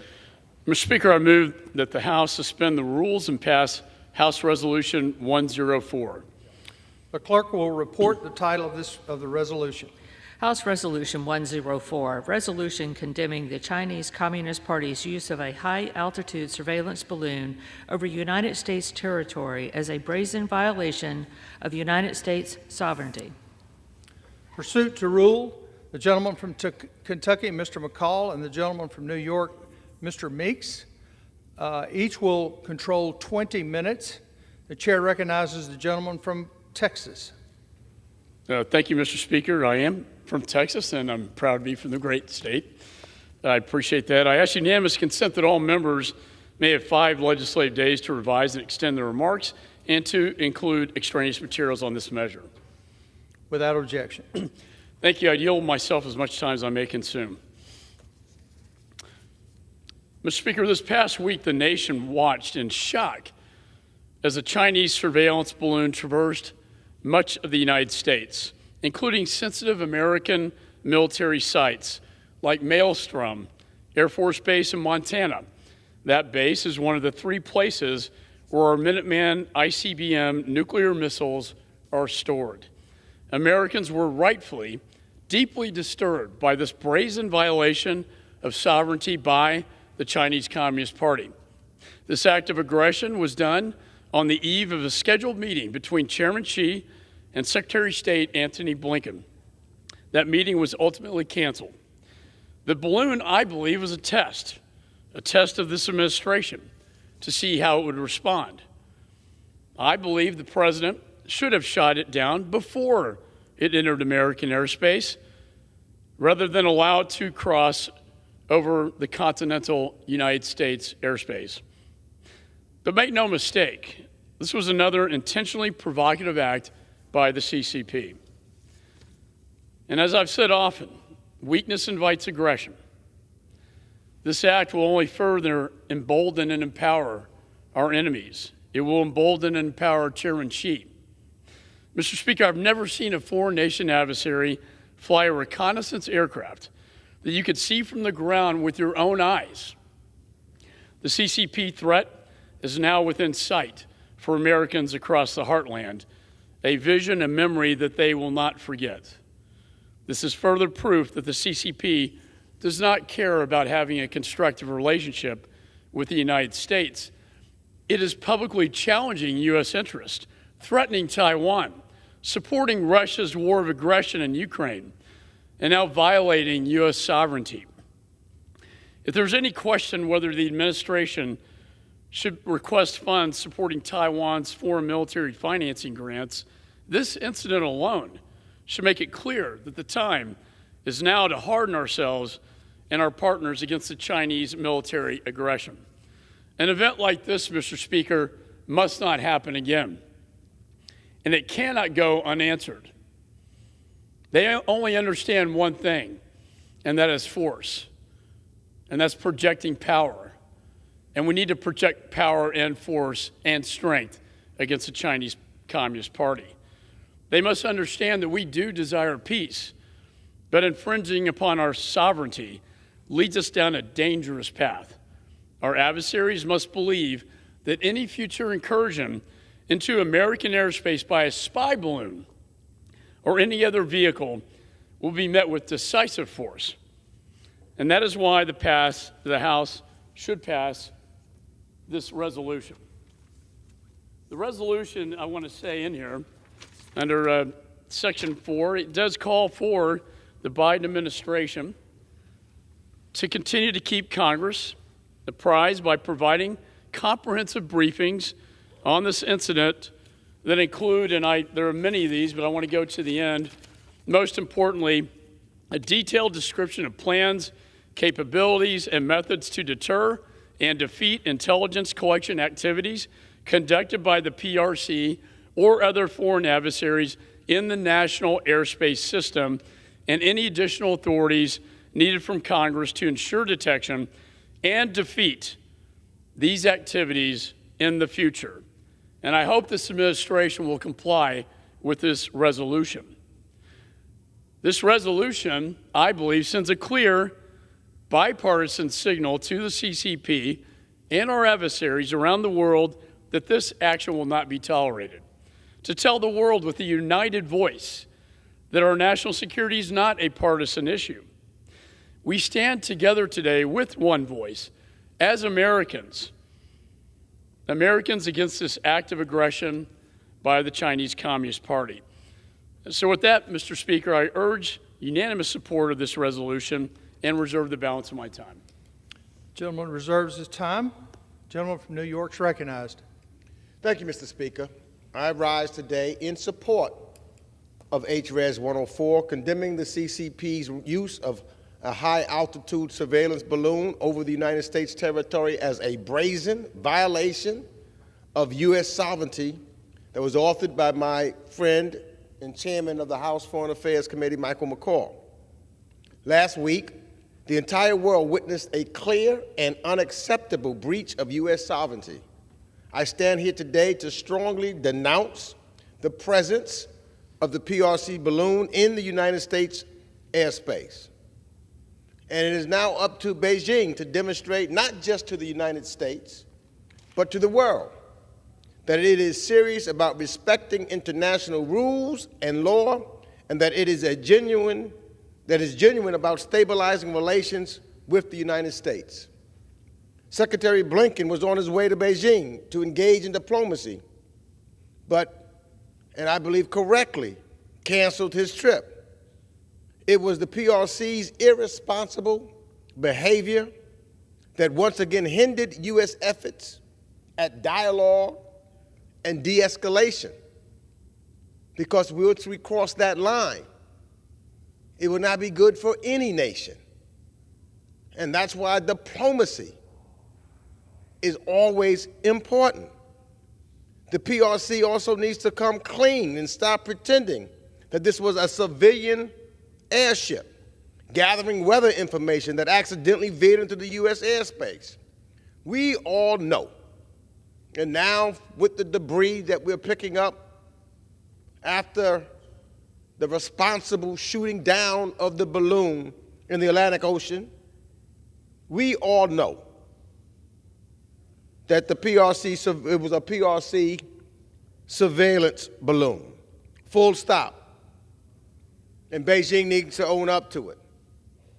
Now, I thank the Biden administration for the transparency that we learned that this was not the first time that the PRC balloon has transmitted over U.S. airspace. In fact, this has happened at least 3 times during the Trump administration and once before this administration. We also learned that last week's incident was part of a larger PRC global surveillance operation that has infringed on the sovereignty and threatened the security of nations across 5 continents. And we read this morning in various public forums like the New York Times and the Washington Post that we've gained knowledge by shooting this balloon down in the Atlantic Ocean. And as we dig it up, we'll find more information and be able to share it with our allies so that we can collectively make sure that the violation of sovereignty does not continue by the PRC. And so I also want to thank, because I know over the weekend when this incident happened, I was talking to a number of members of my staff, trying to get to some, and they were telling me they were in a skiff, being informed by the administration of everything, of things that were going on. And it's that kind of transparency and information that must continue. And finally, let me just say that I thank the Biden administration for bringing that balloon down. I don't believe that China thought we'd take it down. We did. We benefited from it. We've learned from it. We're examining it. We're working with our allies to make sure that our sovereignty is not invaded by the PRC. And I reserve the balance of my time. Gentleman's time is reserved. Gentleman from Texas is recognized. Thank you, Mr. Speaker. I'm pleased to yield 3 minutes to the gentleman from South Carolina, Mr. Fry, who personally eyewitnessed this spy balloon in the Atlantic Ocean as it was shot down on the beaches right off of his district, off the coast of his district in South Carolina. Gentleman is recognized for 3 minutes. Thank you, Mr. Speaker. I rise in strong support of House Resolution 104, a resolution condemning the Chinese Communist Party's use of a high-altitude surveillance balloon over United States territory as a brazen violation of United States sovereignty, introduced by House Foreign Affairs Chairman Michael McCaul of Texas, not Kentucky. I would never have imagined that my Saturday afternoon would have been disrupted due to a Chinese spy balloon. Not only did it float across most of South Carolina, it floated across the entire continental United States and ended up over my district, and out of all places in this country, the balloon was shot down right off the coast of my hometown, Surfside Beach, where I represent. And yes, it does, if you watch it, and if you were there on the ground, sound like it was straight out of a sci-fi movie. There is no question that the response, or rather lack of response from this administration, in my opinion, was negligent. More than 19 million people annually visit our area to enjoy our beautiful beaches and southern hospitality along more than 60 miles of coast that is known as the Grand Strand. Myrtle Beach is known for many things, Mr. Speaker, but part of that equation has never been an international incident taking place right off of our shores.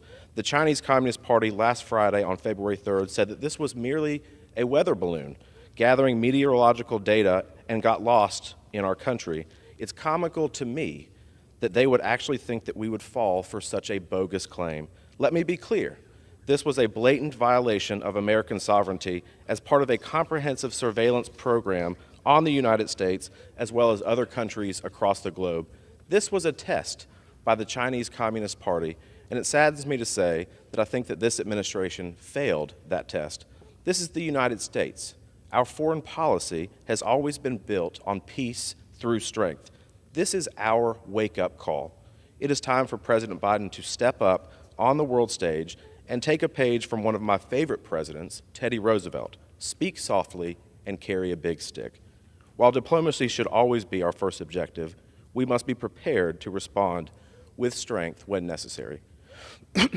This resolution shows that the U.S. House of Representatives, in bipartisan fashion, condemns the Chinese Communist Party's efforts to deceive the international community with their false claims of intelligence collection, and I call on this administration to promptly and decisively act to further prevent surveillance attempts in the future. Thank you, Mr. Speaker. I yield my time.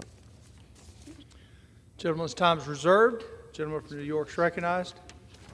Thank you, Mr. Chairman. I yield 4 minutes to the gentleman from California, Mr. Sherman, a member of the House Foreign Affairs Committee. Gentleman is recognized for 4 minutes.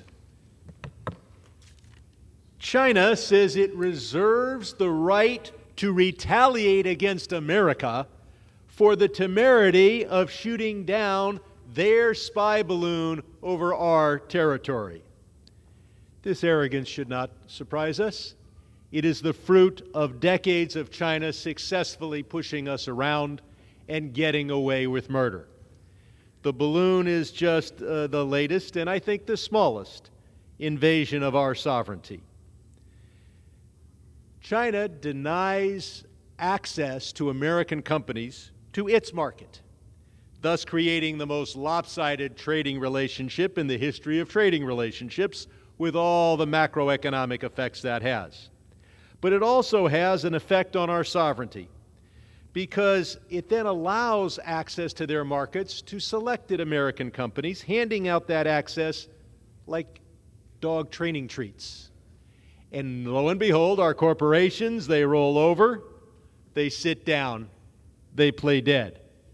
Morgan Stanley has to tell its American customers to invest, or advises them to invest 15% of their money in China. Oh, and if it fails to do so, Morgan Stanley won't be able to do business in China. God forbid anybody from the NBA mentions Hong Kong or the Uyghurs, they're bounced out of the league. And Hollywood is told they can only get 40 movies into China every year, which means if they make a movie about Tibet, it will not be shown in China. Hell, if they make a movie about Tibet, none of their movies will ever be shown in China. As a result, we're not going to see a movie about Tibet or the Uyghurs. China controls what we see on our screens. And then a little problem with COVID, where China's obfuscation and lack of cooperation led to hundreds of thousands of deaths around the world. But most significantly is the millions of jobs that we have lost as we've seen our industry hollowed out. The result is a decline in real wages over the last 30 years of Americans without college degrees, and the fentanyl crisis as well.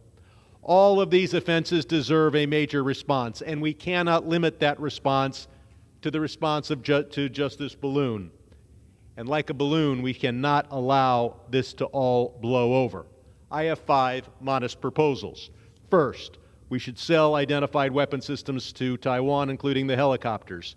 Second, we should provide that China automatically loses its most favored nation status if they invade or blockade Taiwan. Third, all major American corporations should report to their shareholders how they would be affected by a rupture in the U.S.-China trade relationship, because that is a genuine risk factor. It might happen. But that will encourage the companies to disengage from China and to build resiliency to compete for capital by showing shareholders that they are ready and that they have disengaged. And if our companies are resilient, our economy is resilient. Fourth, we need a fund to compensate American companies that choose not to bow down to China and therefore suffer losses.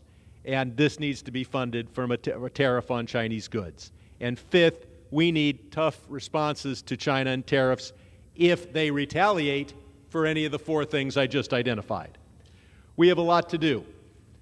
This balloon has woken up the American people, and it should wake us up to the far greater things that China has done. In the meantime, let's pass this resolution. Thank you. Gentleman reserves his time. Gentleman from Texas is recognized.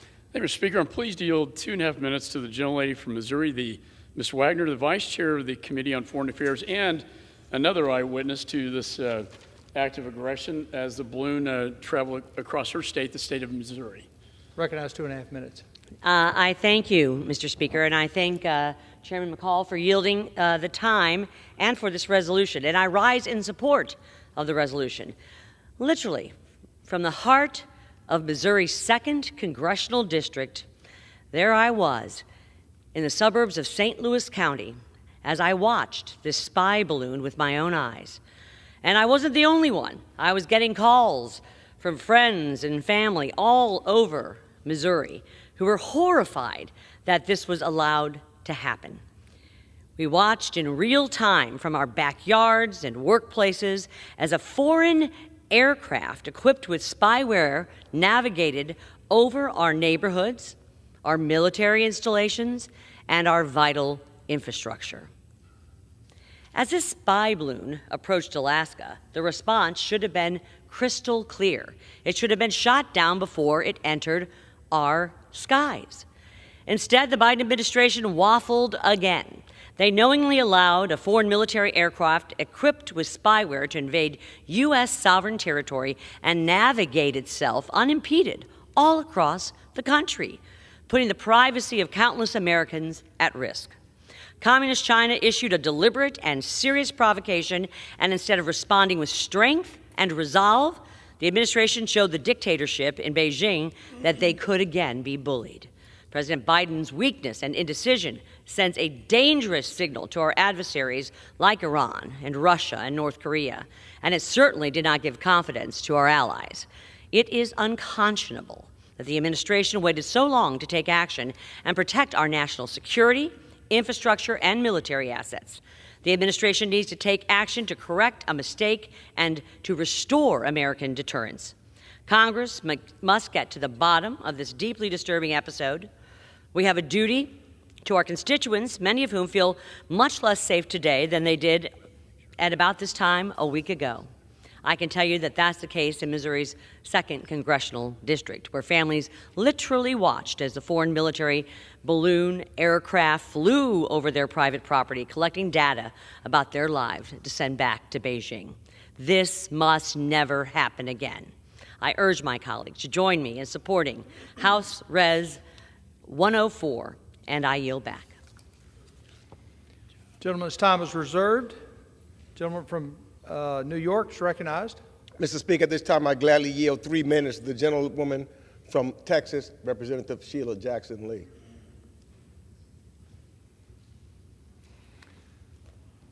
Recognized 3 minutes.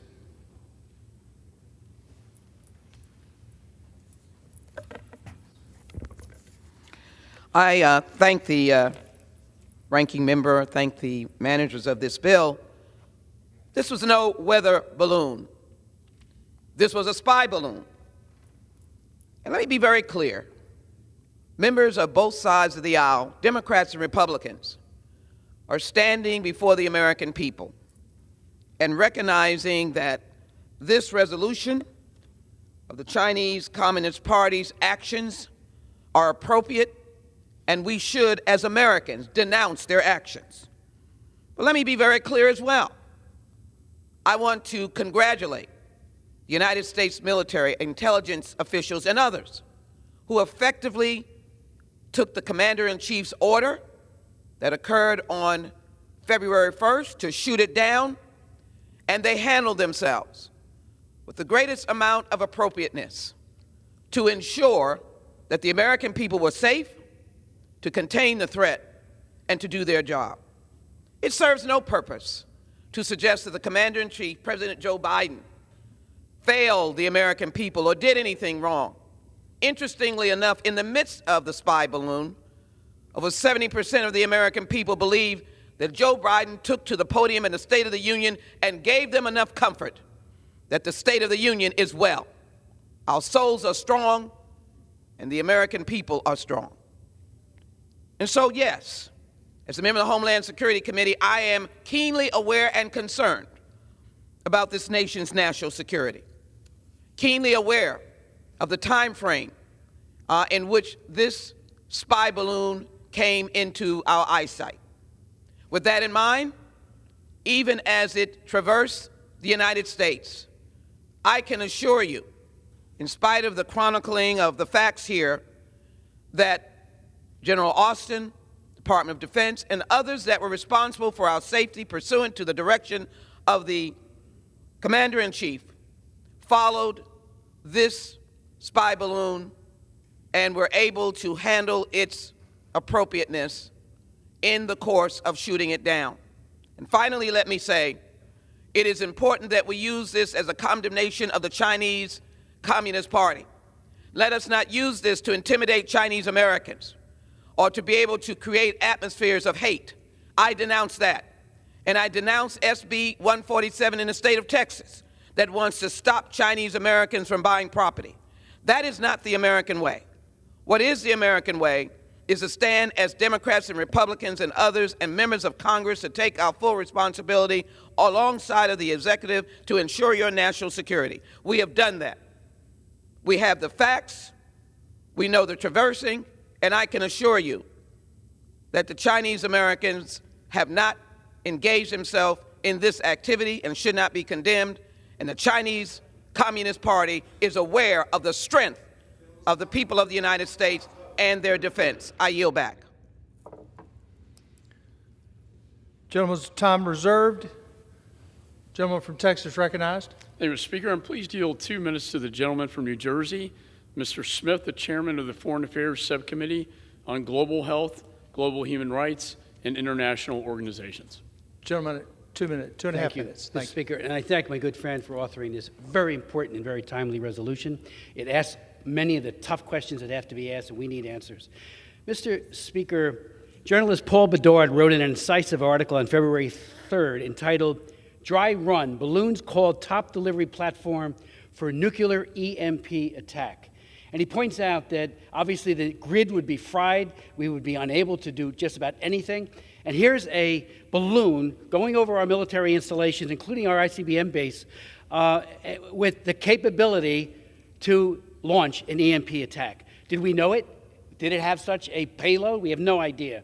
And let me also say, surveillance was at a minimum what was happening. It should have been shot down much sooner over the Aleutian Islands in a way that would have just stopped this unbelievable breach of U.S. sovereignty. He quotes in this article a man by the name of David Stuckenberg, who's an EMP expert, and he says, a high-altitude balloon could be designed, created, and launched in a matter of months, and that's what they did. There's nothing to prevent several hundred pounds of weapons material from being delivered from that altitude. He talks about the flyover as being a dry run. They're testing us, and we did not rise to that challenge. Let me say to my friends and colleagues, you know, the militaristic aspirations of the PRC under Xi Jinping are global. He wants hegemony, obviously, in the region, but he looks at the entire world, and he has a multi-year plan for conquest. Finally, Xi Jinping, and I've chaired 76 congressional hearings on human rights abuse in China. I'm barred from going there by the CCP. Xi Jinping and the CCP systematically murder, jail, torture, persecute, commit genocide against their own citizens. And as we all know, it does pose an existential threat to its neighbors in the region and to the United States. We need to up our game and mitigate the threat to our own people Americans deserve better, and this resolution is asking the tough questions so that happens. I yield back. Gentleman's time is reserved. Gentleman from New York, recognized. I reserve. Gentleman's time is reserved. Gentleman from Texas. Thank you, Mr. Speaker. I'm pleased to yield 2 minutes to the gentlelady from California, Ms. Kim, Chair of the Foreign Affairs Subcommittee on the Asia Pacific. Gentlewoman from California, 2 minutes. Thank you, Chairman McCall, for yielding and for your leadership on the Foreign Affairs Committee. And I rise in strong support of this resolution condemning the Chinese Communist Party's use of high-altitude surveillance balloon over U.S. territory as a brazen violation of U.S. sovereignty and international norms. The balloon has been shot down, and I thank those who bravely completed the mission. However, many questions remain, and intelligence reports show what we all knew. This was neither a coincidence nor something to be taken lightly.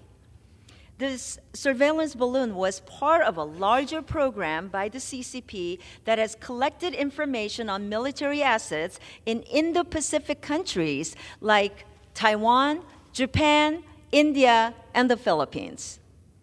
We all know that this balloon does not even scratch the surface of the CCP's surveillance capabilities. Millions of Americans are spied upon every single day through TikTok and other state-affiliated applications and technologies. Whether in airspace or cyberspace, we cannot allow the CCP to spy on us. We cannot allow the CCP to threaten our way of life and the American dream.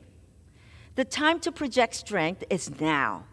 We must defend our airspace, send a strong signal to the CCP that this behavior will not be tolerated, and equip our allies with the tools they need to deter and defend against CCP's aggression. As Indo-Pacific Subcommittee Chair, I'm committed to getting answers from the Biden administration about when they knew the CCP's balloon was entering the U.S. airspace, what they know about the CCP balloon program, and we need to ensure the United States responds to this type of aggression with strong, decisive action from our leaders. Thank you, and I yield back. Gentleman from Texas, time is reserved. Gentleman from New York. Thank you, Mr. Speaker. Let me just say that the Biden administration, we just had a classified hearing, so the questions could be asked. They've been transparent. So if there's any questions that need to be asked, as I said earlier, my staff and other staff were informed and briefed. Fact of the matter is the Biden administration has declassified a lot of the information, and that's why we've read it in the New York Times today and the Washington Post yesterday, so that the American people know what's going on. So there's no secrecy in what took place. We know that there was a decision, as indicated in the Times today, that we would get more information by bringing it down in the Atlantic Ocean and obtaining the balloon, looking at it, and learning from it, and having more of a benefit than China did with what its civilian balloon was attempting to do. We know that. So there's no question, if there's any question that any member of Congress has about what took place or transpired, one, you can first just go to the New York Times or the Washington Post, or two, where yesterday Secretary of State Blinken held a press conference, or you could have gone to the classified hearing this morning where all of the decision makers were present and asked any question that you wanted to. So there's been complete transparency by the Biden administration. I conclude by saying, though, there's one thing that we all agree upon, that the United States sovereignty was crossed by the PRC. There's one thing that we can agree upon, that the PRC are the ones that violated it and sent a surveillance balloon, not only here in the United States, but as we've learned, over 5 continents. And that we've got to work collectively together to isolate the PRC and its dictatorship for the harm and the spying that it is doing across this globe. I reserve the balance of my time. Gentleman reserves time. Gentleman from Texas is recognized. Thank you, Mr. Speaker. I'm pleased to yield 2 minutes to the gentleman from Montana, Mr. Zinke, an original co-sponsor of this bill, and also yet another member who eyewitnessed this spy balloon as it flew over his state of Montana. Gentleman is recognized for 2 minutes. Mr. Speaker, well, I'm thrilled to death that both sides recognize it's a problem, and it is.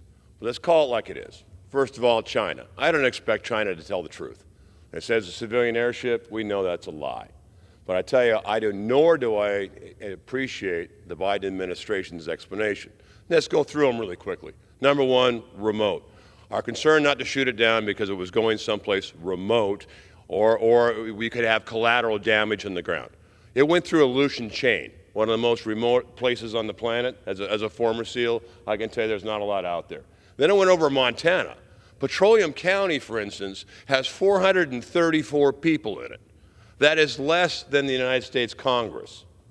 And then I guarantee you the chance of hitting collateral damage was probably more off the coast of Myrtle Beach than it was in Montana.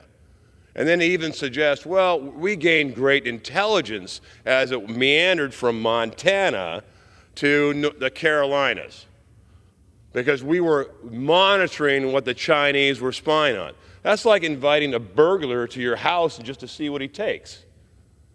So look, it's a problem, and it has been a problem. And also, to blame the Trump administration, look, I was Secretary of State.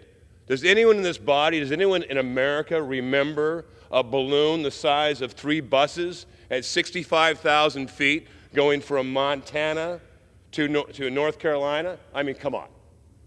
So we all recognize it's a problem. And lastly, if this administration can't figure a balloon out, then how can we figure out Taiwan? Mr. Chairman, I yield back. Gentleman reserves his time. Gentleman from New York is recognized. I reserve. Gentleman reserves. Gentleman from Texas is recognized. Thank you, Speaker. I'm pleased to yield 1.5 minutes to the gentleman from Texas, Mr. Moran, a member of the Foreign Affairs Committee. Gentleman is recognized for 1.5 minutes. Thank you, Chairman McCall. And Mr. Speaker, thank you to Chairman McCall and the ranking member for House Resolution 104. I stand to support this resolution. The sovereignty of any nation should, at the very least, be defined by its physical barriers. Certainly, sovereignty extends far beyond geographic borders, but at its base, a sovereign nation not only has the right to defend itself against intrusion, but it has the responsibility to do so. Daily, our executive branch chooses policy pathways in the areas of national defense, foreign affairs, and homeland security that weaken the sovereignty of these United States. We see this on the southern border on a minute-by-minute basis. And this past week, we saw this weak-minded leadership when we failed to take timely and decisive action to shoot down what we knew was an intelligence-gathering balloon on a mission from the Chinese Communist Party. This nation is capable of strong and decisive action to protect its national interests, but we must be willing to act on this capability. Let the foreign affairs and national defense policies in this nation be strong, strategic, and steady. If we are not, our sovereignty will certainly erode to nothing. I stand again to support House Resolution 104, appreciate the bipartisan support on this issue, and in doing so, I stand to support the sovereignty of these United States and the security of its people. I yield. Gentleman from New York is recognized. Executive reserve. Gentleman is reserved. Recognized. Thank you, Speaker. I'm pleased to yield 1.5 minutes to the gentleman from New Jersey, Mr. Kane, a member of the Foreign Affairs Committee and the chairman of the Europe Subcommittee. Gentleman is recognized for 1.5 minutes. Thank you, Mr. Chairman, for yielding me time. Mr. Speaker, I rise in support of HRES 104, which rightfully condemns this violation of the United States sovereignty by the Chinese Communist Party. Last week, we saw the Chinese Communist Party breach U.S. airspace with the intention of openly surveilling sensitive U.S. national security facilities, including locations housing nuclear missiles. This is unacceptable and demonstrates again that the CCP is willing to challenge the United States and to flaunt its intelligence gathering operations in our country. The Biden administration owes the American people an explanation as to why earlier action was not taken against this threat. Why is any foreign government allowed to act in this fashion without an immediate response from the U.S.? We must project strength, not weakness, if this nation wants to be taken seriously on the world stage. I thank the men and the women of our armed services who carried out this mission to remove this surveillance from our skies. I will continue working with my colleagues on the Foreign Affairs Committee to support our partners in the Indo-Pacific to address this threat posed by the CCP and to provide appropriate oversight over this administration. Thank you. I yield back my time. Thank you, Mr. Chairman. Gentleman reserves his time. Gentleman from New York is recognized. Ready to close? We're prepared to close. Gentleman from... I yield myself as much time as I may consume for the purpose of closing. Mr. Gentleman's Speaker. recognized. Thank you. Mr. Speaker, HRES 104 is an opportunity for this body to denounce the People's Republic of China's repeated infringement of U.S. sovereignty. The events of the past week and our response to it, including this resolution, reveals the PRC's irresponsible actions to the world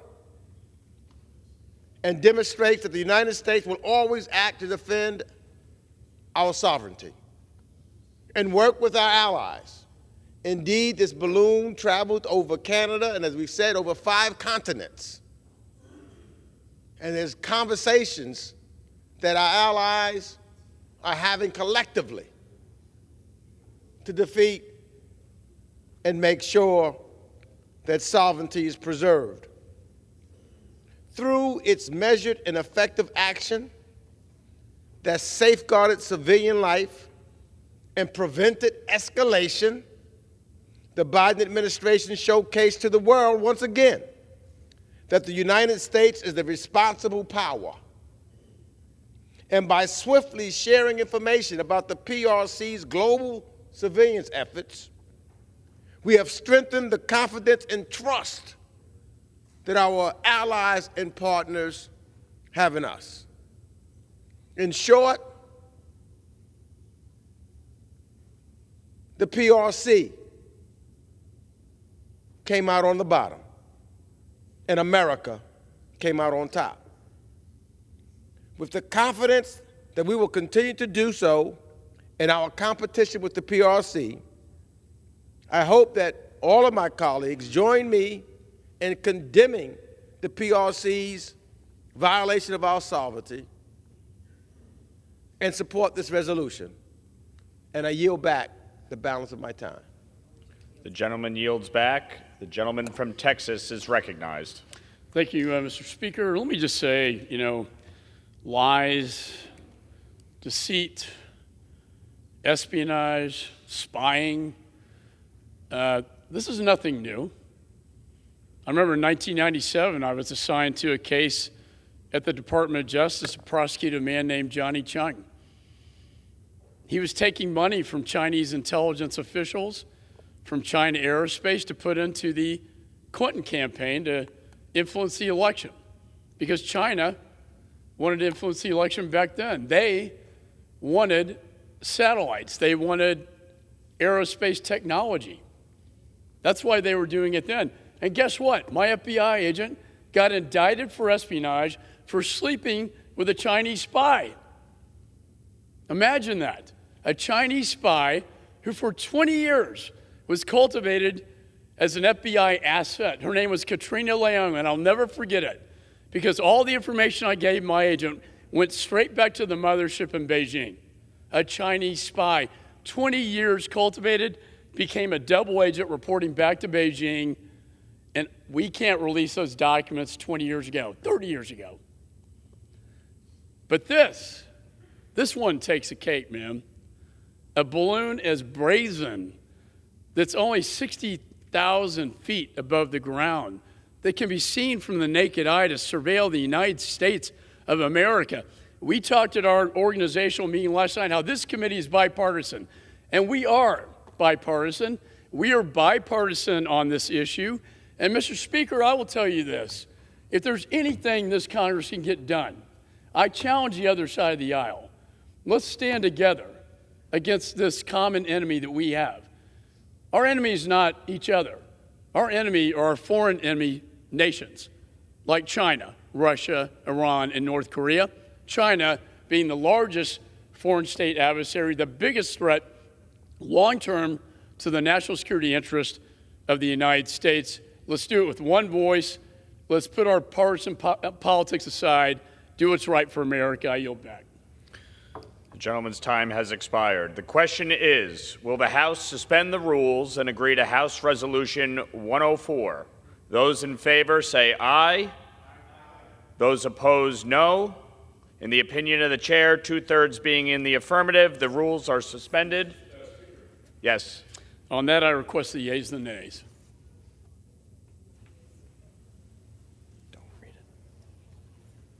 The yeas and nays are requested. Those in favor, those favoring a vote by the yeas and nays will rise. A sufficient number having risen, the yeas and nays are ordered. Pursuant to Clause 9 of Rule 20, this 15-minute vote on the motion to suspend the rules and agree to House Resolution 104 will be followed by 5-minute votes on passage of HJ Resolution 24 and passage of HJ Resolution 26. This is a 15-minute vote.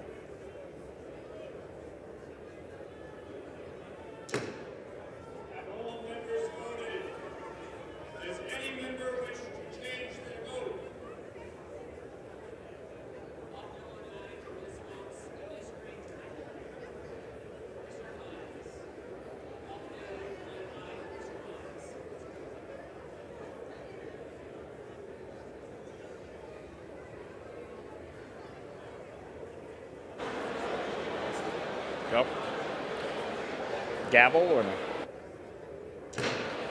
On this vote, the yeas are 419, the nays are 0.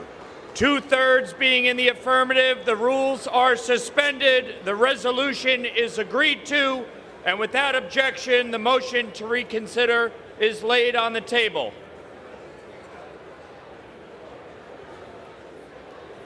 Gavel.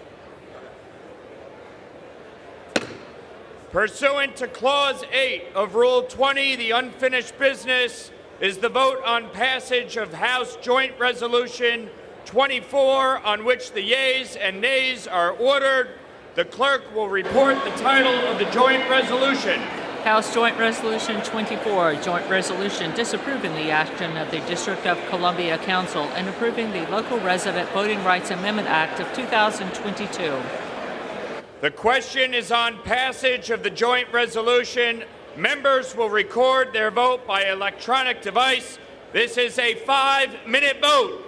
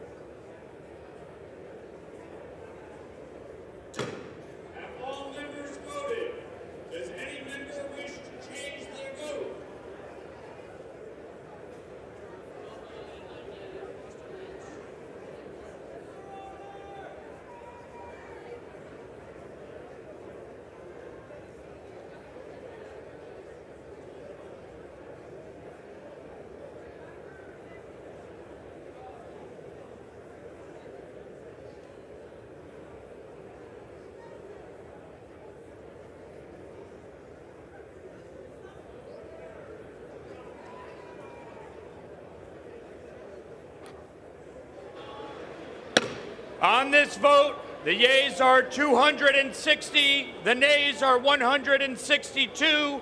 The joint resolution is passed.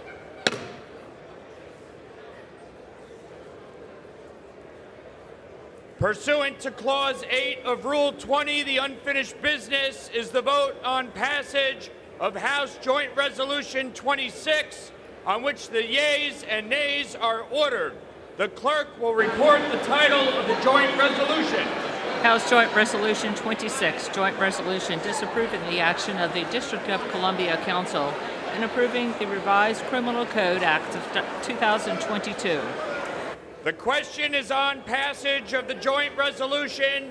Members will record their votes by electronic device. This is a 5-minute vote.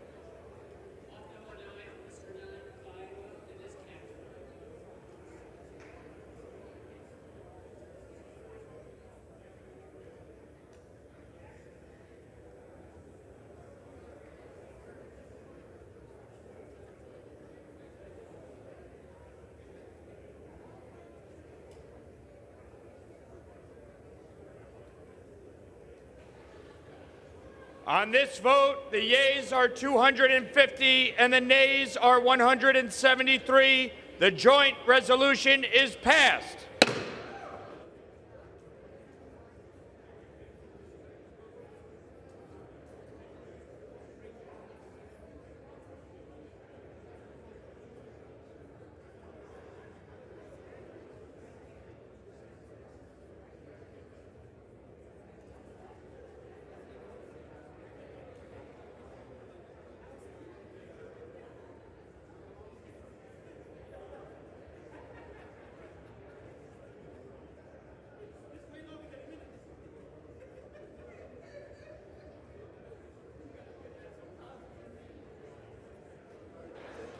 From what purpose does the gentleman from Georgia seek? Mr. Speaker, I ask unanimous consent that when the House adjourns today, it adjourn to meet at 11 a.m. tomorrow. Without objection. Sorry about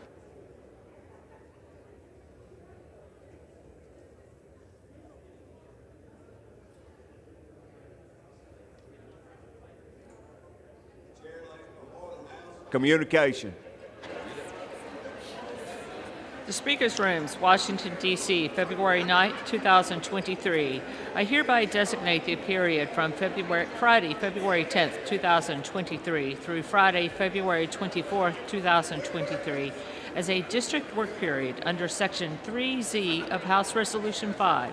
Signed sincerely, Kevin McCarthy, Speaker of the House of Representatives.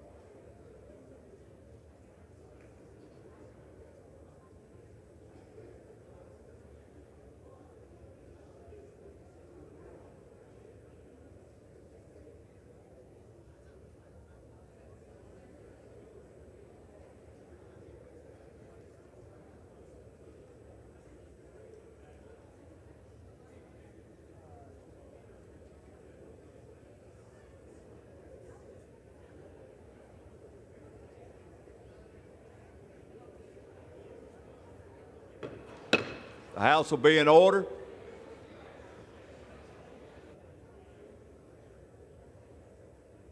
The House will be in order.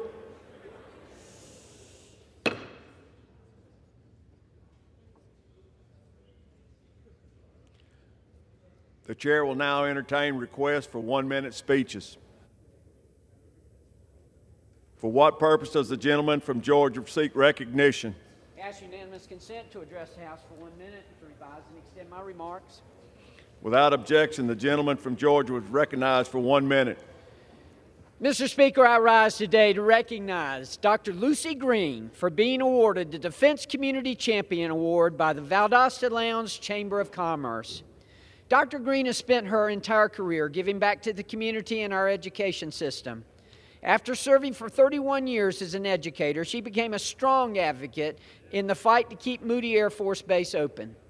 Dr. Green was instrumental in successfully advocating for the base to remain open. For her hard work, she was awarded the Defense Community Champion Award by the Valdosta Lounge Chamber of Commerce. She also devoted her time to the Moody Support Group for Moody Air Force Base in 1991, where her husband Parker was named Executive Director. I would like to commend Dr. Lucy Green for her tireless efforts as an educator and advocate for our nation's servicemen and women. Thank you for everything you do, Dr. Green. Thank you, Mr. Speaker, and I yield back. Gentlewoman. Okay. She's over on the dump side. Okay. From what purpose does the gentlewoman from New Jersey seek recognition?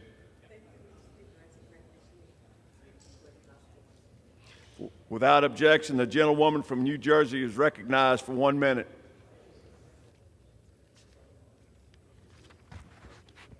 Thank you, Mr. Speaker. I rise to honor the Black and Indigenous soldiers who played a crucial role in winning our nation's independence.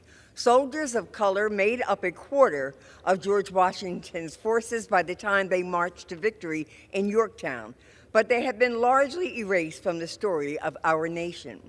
At best, the teaching of Revolutionary War history fails to highlight the contributions of Black and Indigenous Americans. At worst, it actively whitewashes them. This Black History Month, I'd like to celebrate the passage of my National Liberty Memorial Preservation Act, which President Biden signed into law as part of last year's omnibus funding package. Mr. Speaker, the House is not in order. The House is not in order. Thank you, Mr. Speaker. This Black History Month, I'd like to celebrate the passage of my National Liberty Memorial Preservation Act, which President Biden signed into law as part of last year's omnibus funding package. My bipartisan legislation will establish a memorial to honor the soldiers of color who risked everything for American independence. By establishing this memorial, we can write these brave soldiers back into the narrative of our American history. Thank you, Mr. Speaker. I yield back. Without objection. For what purpose? Purpose does the gentleman from Missouri rise and seek recognition? Mr. Speaker, I rise to address the House for 1 minute. Without objection, the gentleman from Missouri is recognized for 1 minute. The House is not in order. Mr. Speaker, I rise today to recognize Ava Lawless, a resident constituent from my district in Missouri, and I'm so honored to appoint her to the United States Air Force Academy. Ava Lawless was my first appointee as a military academy, and we took in a lot of qualified applicants on this one. Ava is active, focused, driven. She's going to the U.S. Air Force Academy, and she's proudly going to serve our great nation. She comes from a strong family. Her dad is, in fact, a graduate of the Air Force Academy. Her family instilled in her great dedication, a foundation of understanding, of respecting our nation. They cultivated a real patriotism and passion for service, and her family taught her the value of hard work. We are so very proud of Ava Lawless and her commitment to serving our nation. I couldn't be more proud and honored to recognize her today as our first appointee to the United States Air Force Academy. God bless you, Ava. God be with you, and we'll look forward to seeing you here on Capitol Hill someday. Thank you. I yield back. For what purpose does the gentleman from New Jersey seek recognition? Correction, gentleman from Georgia.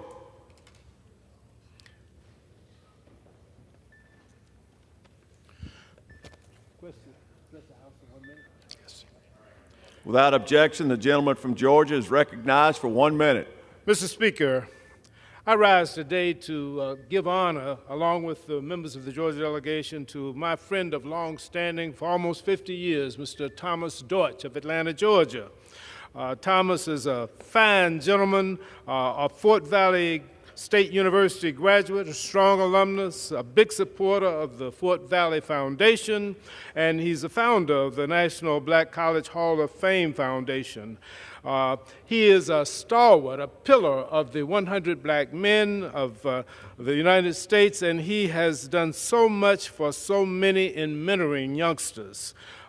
Winston Churchill said that we make our living by what we get, we make our life by what we give. Tommy has given so much to so many for so long, and we are so delighted to honor him, his legacy today. I yield back the balance of my time. New York. For what purpose does the gentleman from New York seek recognition? Mr. Speaker, I seek unanimous consent to address the House for 1 minute. Revise and extend my remarks. Without objection, the gentleman from New York is recognized for 1 minute. Thank you, Mr. Speaker. I rise today to voice my strong opposition to New York State Governor Kathy Hochul's 2023 budget proposal. Each year, Congress directs billions of Medicaid dollars to the state and local government to administer programs to help our most vulnerable neighbors. And Governor Hochul's budget puts these programs at risk and the people served in danger. Her budget steals $1 billion in federal Medicaid dollars from the most vulnerable to subsidize a bloated and broken state bureaucracy. It puts programs that are meant to serve hungry children, impoverished seniors, and working mothers on the chopping block. That is what is at risk. things like food assistance and senior nursing care and addiction treatment services. Governor Hochul is stealing from programs that help children, seniors, and those living in poverty, and putting Albany bureaucracy in control of another $1 billion in taxpayer money.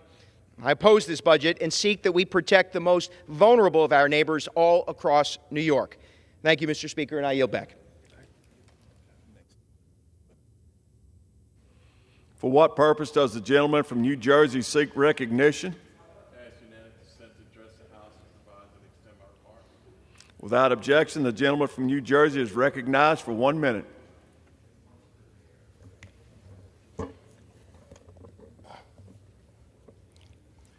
Mr. Speaker, I rise today to question my Republican colleagues' continued support of Donald Trump.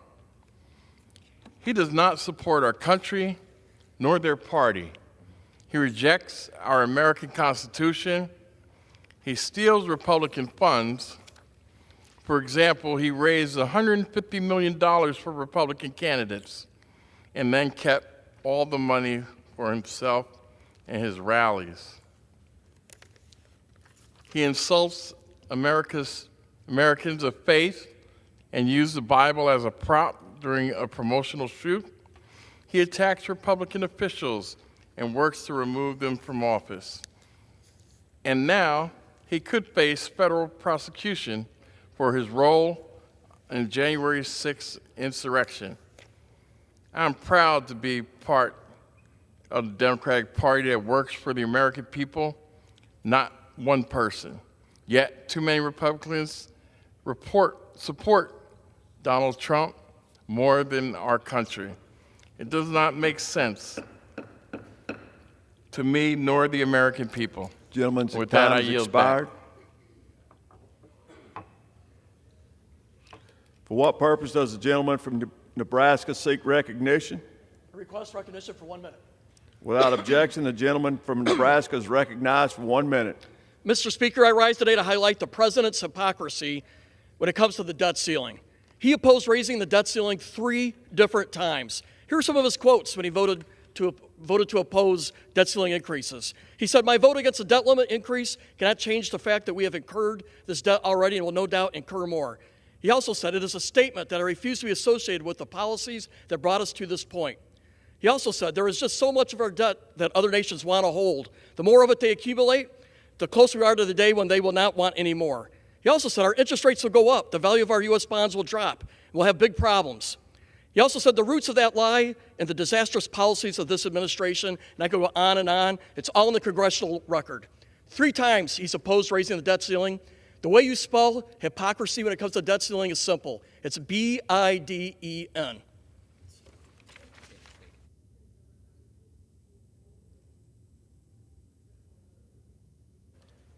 Members are reminded to refrain from personalities towards the president. For what purpose does the gentleman from Rhode Island seek recognition? Mr. Speaker, I ask unanimous consent to address the House for 1 minute.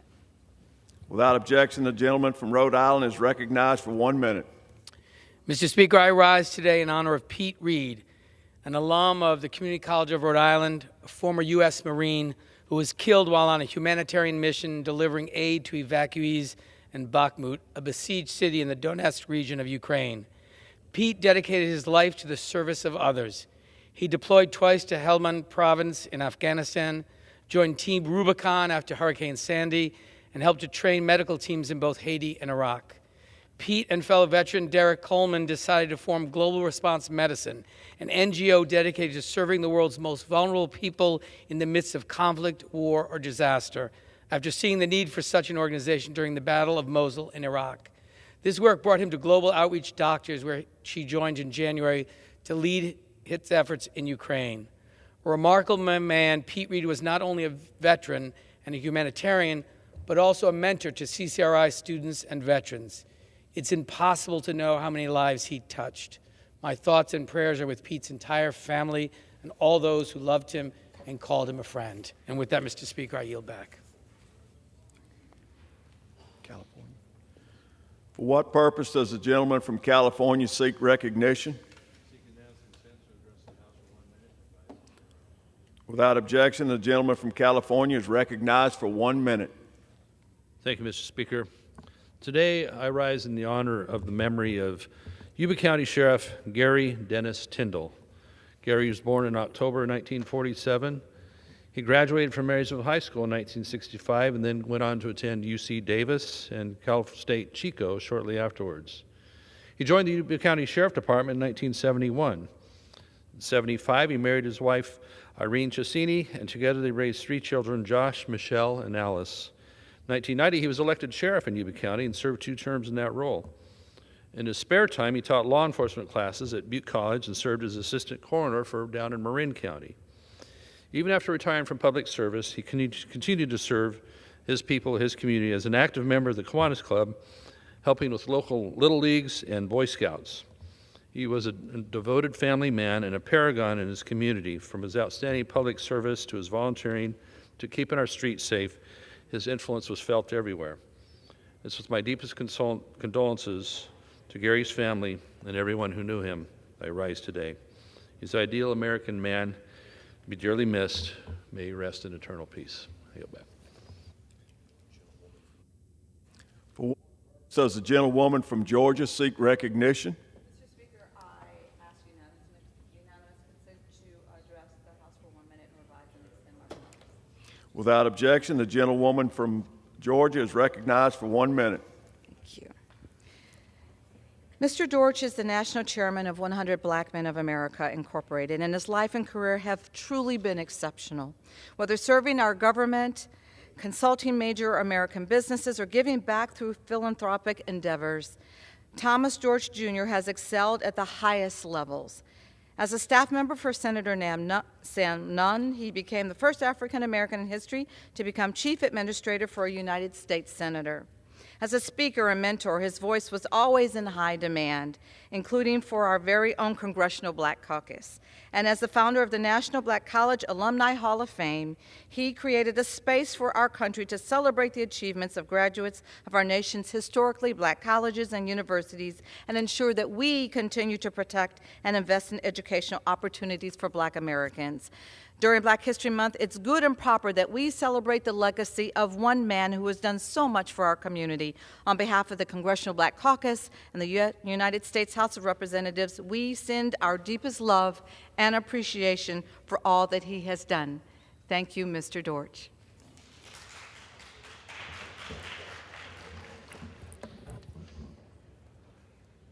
The chair will remind all persons in the gallery that they are here as guests of the House and that any manifestation of approval or disapproval of proceedings is in violation of the rules of the House. For what purpose does the gentlewoman from New York seek recognition? I seek unanimous consent to address the House for 1 minute and to revise and extend my remarks. Without objection, the gentlewoman from New York is recognized for 1 minute. Thank you, Mr. Speaker. I rise today to honor and celebrate the bicentennial of Yates County, New York, named after New York State Governor Joseph Yates, the 7th governor of New York, who commissioned the county in 1823. Yates County is home to rolling hills and spectacular lakeside views of 3 of the Finger Lakes, Keuka, Seneca, and Canandaigua. Comprised of 9 townships, Yates County is home to just over 24,000 New Yorkers, only a small increase from the 20,000 people that called Yates County home at the time of its founding in 1823. Yates County has preserved its pristine beauty over these years and played an important role in our state's history, including being home to some of the state's oldest stone mills and the lovely town of Branchport, which served as an important trade hub for steamboats along the Finger Lakes. It was my distinct honor to have my guest at the State of the Union, Yates County Sheriff Ron Spike, the longest-serving sheriff in the history of the state of New York. It's an honor to represent Yates County in Congress, and I am proud to celebrate Yates County on its bicentennial. I yield back. For what purpose does the gentleman from North Carolina seek recognition?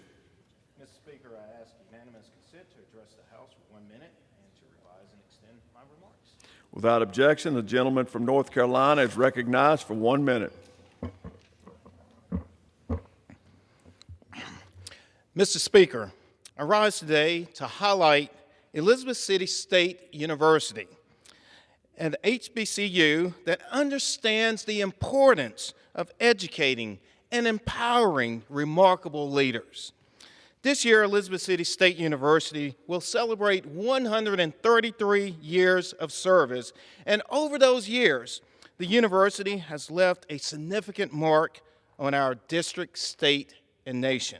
Mr. Speaker, Elizabeth City State University is home to the only four-year aviation science program in North Carolina. I'm proud of students such as Alethea Hudson, who is not only a student in this program, but was my special guest for the State of the Union. Mr. Speaker, we must continue to help provide resources for Elizabeth City State University, those resources they deserve to be successful. And I commend Chancellor Carrie Dixon for her commitment to preparing the next generation of Viking leaders for their future. Viking pride, I yield back. For what purpose does the gentleman from Georgia seek recognition? Mr. Speaker, I request unanimous consent to address the Assembly for 1 minute and to revise or extend my remarks. Without objection, the gentleman from Georgia is recognized for 1 minute. Mr. Speaker, I rise to honor a fellow Marine and a great American patriot, Mr. Don J. Thompson of Spokane, Washington. Don was a student at the University of Washington and when Pearl Harbor was attacked. But he left after his freshman year to join the Marines in 1943. He took part in multiple assault landings, including the Battle of Okinawa, where he helped capture Sugarloaf Hill with the 6th Marine Division in one of the bloodiest battles in the Pacific Theater. This month, Don celebrates his 100th birthday. And last spring, Don celebrated his 75th wedding anniversary with his beloved wife and pen pal for life, Duty. Don represents the very best of our history and the very best of America. I thank him for his service to our country. I congratulate him on a century of life and wisdom and a life truly well lived. And may Don and Duty receive every blessing and happiness under heaven. With that, I yield. For what purpose does the gentlewoman from North Carolina seek recognition? Mr. Speaker, I seek unanimous consent to address the House for 1 minute and revise and extend my remarks. Without objection, the gentlewoman from North Carolina is recognized for 1 minute. Mr. Speaker, I rise today to honor Dr. George Debnam, who sadly passed away last month. Dr. Debnam was a towering figure in our community, best known for delivering 10,000 babies, the most by any single physician in the history of North Carolina. Dr. Debnam dedicated his life to providing quality health care, championing accessible education, and advancing social justice. It's only fitting that we honor Dr. Debnam during Black History Month. He played a critical role in integrating health care in Raleigh while he worked at St. Agnes Hospital.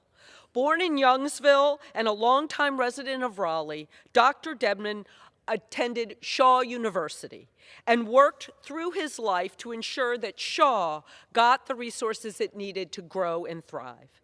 Today, his enduring legacy lives on through his twin daughters. Both are physicians at the Debnam Clinic in Southeast Raleigh. Our community is forever indebted to Dr. Debnam and his family. Thank you, Mr. Speaker, and I yield back. For what purpose does the gentlewoman from Washington seek recognition? Mr. Speaker, I seek unanimous consent to address the House for 1 minute. Without objection, the gentlewoman from Washington is recognized for 1 minute. Mr. Speaker, I rise today to celebrate the contributions of Black business owners during National Entrepreneurship Week. Black entrepreneurs have been at the forefront of innovation, introducing new products, services, and industries that drive economic progress. Yet many face barriers accessing equity capital and financing with affordable interest rates to sustain their growth.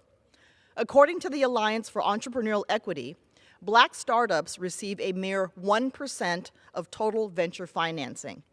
Most start with just 1/3 of the capital available to their white counterparts. This Black History Month, I want to recognize Makita Hart, a startup founder and Black business owner in my district. Through her tenacity and determination, she continues to grow her business and makes an impact in the 10th Congressional District of Washington State. Knowledge about capital and resources are essential to all small business owners, and she encourages young people to seek a mentor and to always learn. I urge my colleagues in Congress to take a closer look at the challenges faced by Black entrepreneurs and to work together to build a stronger, more equitable economy for all, because economic justice is indeed social justice. I yield back. For what purpose does the gentleman from California seek recognition? I request unanimous consent to address the House for 1 minute and to revise and extend my remarks. Without objection, the gentleman from California is recognized for 1 minute. Thank you, Mr. Speaker. When Democrats win the majority, we passed a bipartisan law to rebuild our roads, bridges, and highways. We passed a bipartisan law to make sure that our schools remained open. We passed a bipartisan law to bring manufacturing back to the United States, and we passed a bipartisan law to help our nation's veterans. Unemployment is now at the lowest rate in over 50 years. Republicans gained control of the majority last month. What is one of the first things that they did? They held a hearing on Twitter. Let me repeat that again. House Republicans used the awesome power of the federal government, the committee staff resources, and the time and attention of their members to hold a congressional hearing about Twitter. I yield back. For what purpose does the gentlewoman from California seek recognition? I ask unanimous consent to address the House for 1 minute. Without objection, the gentlewoman from California is recognized for 1 minute. Thank you, Mr. Speaker. As President Biden laid out at the State of the Union, House Democrats and the Biden administration have delivered for the American people. Because House Democrats put people over politics, our economy saw the creation of more than 12 million new jobs in the past 2 years. We enacted landmark legislation that made historic investments in infrastructure and lowered costs for America's working families, all while decreasing the deficit by more than $1.7 trillion. We are rebuilding our economy and American pride by reigniting the spirit of American manufacturing and industrial strength. As members of Congress, we have a responsibility to strengthen the middle class, fix our crumbling infrastructure, safeguard Social Security and Medicare, protect reproductive freedom, uphold our promise to our nation's veterans, and create a fair economy that works for all Americans. House Democrats are committed to finishing the job and continuing to work and deliver for the people. Thank you, Mr. Speaker. For what purpose does the gentlewoman from Georgia seek recognition? Mr. Speaker, I ask unanimous consent to address the House for 1 minute and to revise and extend my remarks. Without objection, the gentlewoman from Georgia is recognized for 1 minute.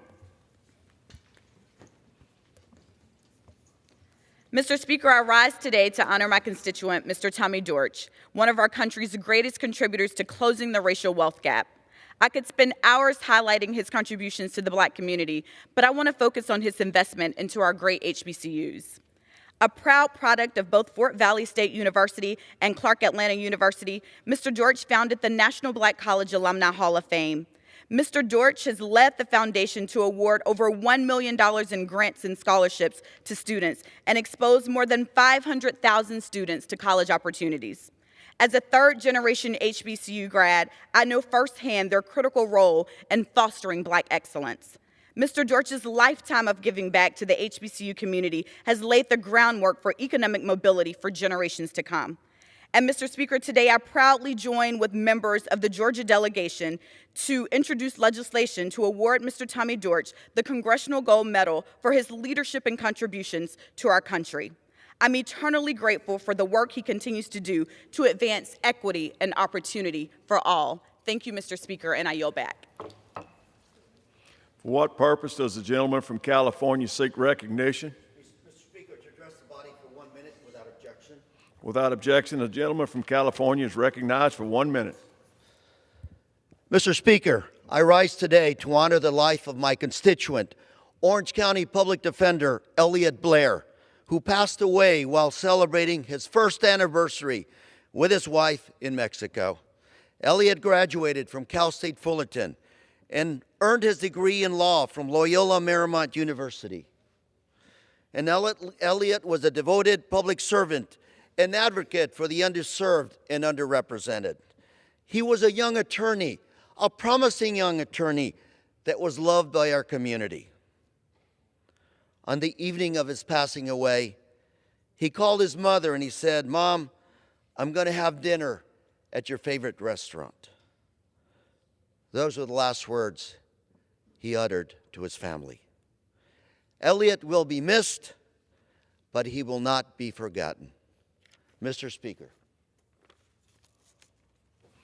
For what purpose does the gentleman from New York seek recognition? Oh, I'm sorry. Right. Unanimous consent to address the House and revise and extend my remarks. Without objection, the gentleman from Rhode Island is recognized for 1 minute.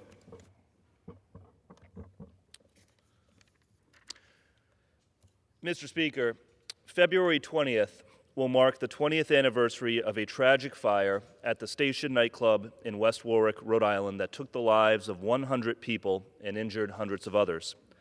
That horrific fire ripped a hole in our community and left a deep scar on Rhode Island, one which we still feel every day.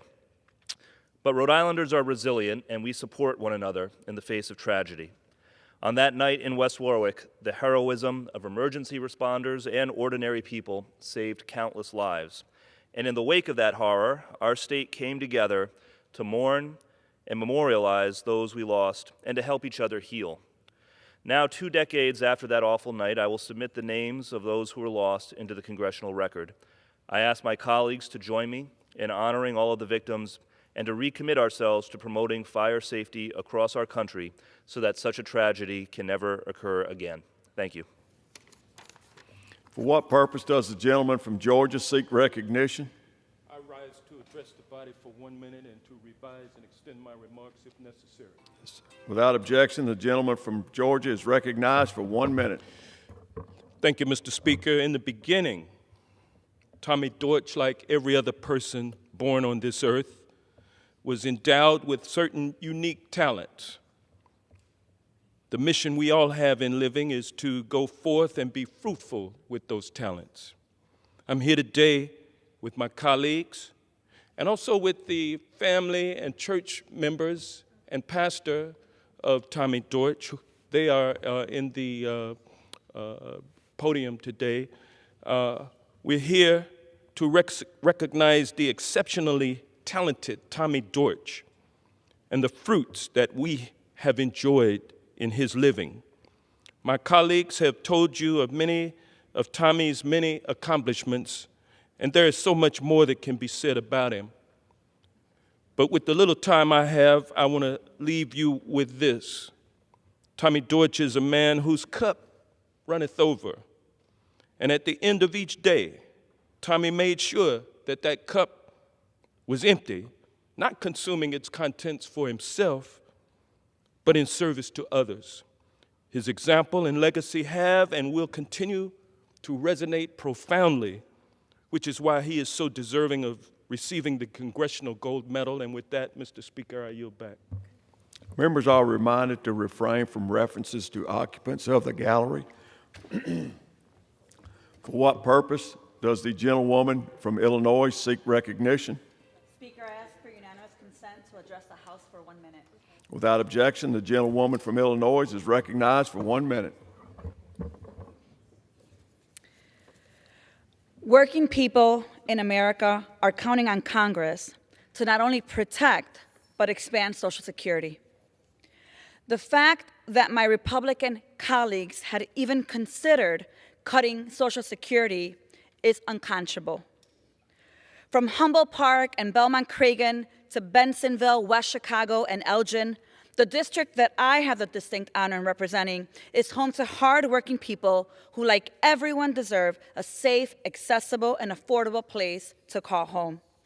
Regardless of immigration status, working people in Illinois and across the country have paid into Social Security, including undocumented workers who pay into Social Security but can't claim the benefit like everyone else. It's a hard benefit that people, especially our seniors, count on to cover housing, which just keeps going up and going up. In order for all people to build and sustain a better life, we need to protect Social Security. We need to expand it. Thank you, and I yield back. For what purpose does the gentlewoman from Pennsylvania seek recognition? Mr. Speaker, I ask unanimous consent to address the House for 1 minute and to revise and extend my remarks. Without objection, the gentlewoman from Pennsylvania is recognized for 1 minute.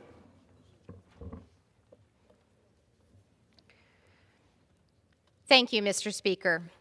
I do not believe that non-citizens should have the ability to vote. Full stop. I think a regular review of criminal code is a good idea and a good exercise for any state, local, or local government. Full stop. But I also believe that states and local governments, municipalities, have the right to self-determination on these very issues. Today, I voted on two curious proposals that my colleagues in the majority felt as though we should be spending our time, limited precious time, voting on. I do not believe it is my place to vote to overturn or disapprove of choices made by the people of Washington, D.C., nor do I think this is a sincere use of the Congress's focus and time. These early weeks of the 118th have been focused on voting on headline-grabbing, divisive, and meaningless and unserious legislation. The American people want us here in Washington working on our most pressing challenges, issues like addressing our debt, our economy's recovery, the safety of our planet and communities, and bettering the lives of our citizens. I look forward to working on these real issues. Let's finish the job. I yield back. For what purpose does the gentlewoman from Oregon seek recognition? Mr. Speaker, I ask for unanimous consent to address the House for 1 minute and to revise and extend my remarks. Without objection, the gentlewoman from Oregon is recognized for 1 minute. Mr. Speaker, I rise to oppose the so-called Fair Tax Act. Right now, Oregonians don't pay a single cent in sales tax. And ask anyone, and they'll tell you, it's a good thing. We've rejected such proposals multiple times. It protects working folks who are disproportionately impacted by the undue burden of spending additional dollars on basic necessities. I'm not here to raise taxes on Oregonians. That's not why my constituents sent me here. I'm here to help working folks get ahead, which is why I'm so troubled by this congressional proposal to mandate a 30% sales tax. This is far from fair. It's not even close. The top 1% may not sweat a 30% sales tax, but for working families, that could be the difference between putting food on the table or having to go without. I stand today to redirect our attention to the pressing needs of Oregonians, the need to lower the cost and fight inflation, not to raise taxes. That's what I'm focused on, and I urge my colleagues to do the same. Thank you, and I yield back. For what purpose does the gentleman from Georgia seek recognition? Mr. Speaker, I rise to seek unanimous consent to address the House for 1 moment and to revise and extend my remarks. Without objection, the gentleman from Georgia is recognized for 1 minute. Thank you. Ladies and gentlemen, Tommy Dortch was and still is, even in his passing, a leader of this nation. Tommy and I worked together to, first of all, elect Maynard Jackson to become the first African-American mayor, and then Andy Young, the first African-American to be elected to Congress since Reconstruction, right here. And when I think of Tommy, I'm reminded of that glorious song that God Almighty has given to us. Them that's got shall get, and them that's not shall lose. 'Cause the Bible says, and it still is news, your mama may have and your papa may have, but God bless the child that's got his own. And God bless Mr. Tommy Dodge, my friend. Thank you. For what purpose does the gentlewoman from Texas seek recognition?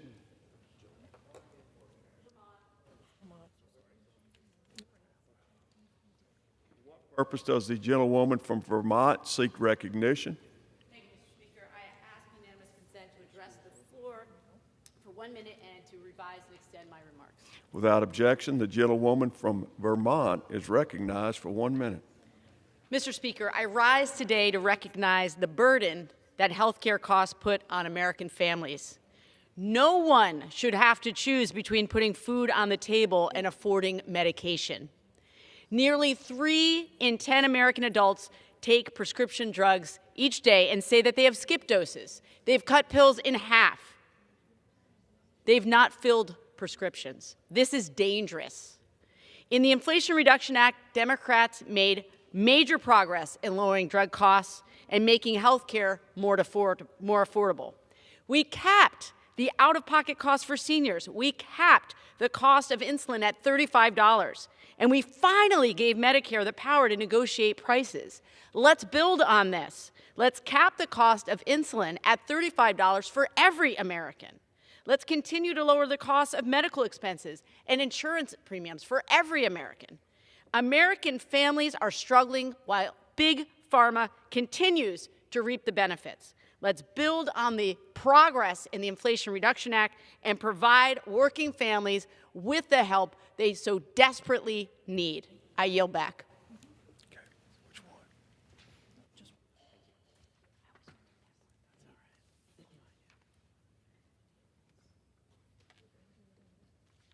For what purpose does the gentleman from Illinois seek recognition? I ask unanimous consent to address the House for 1 minute and to revive and extend my remarks. Without objection, the gentleman from Illinois is recognized for 1 minute.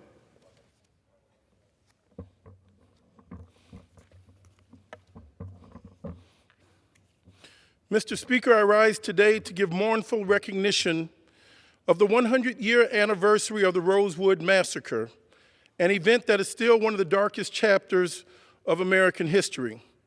On January 1st, 1923, the small town of Rosewood, Florida, was the site of one of the worst racial attacks in the long history of this nation.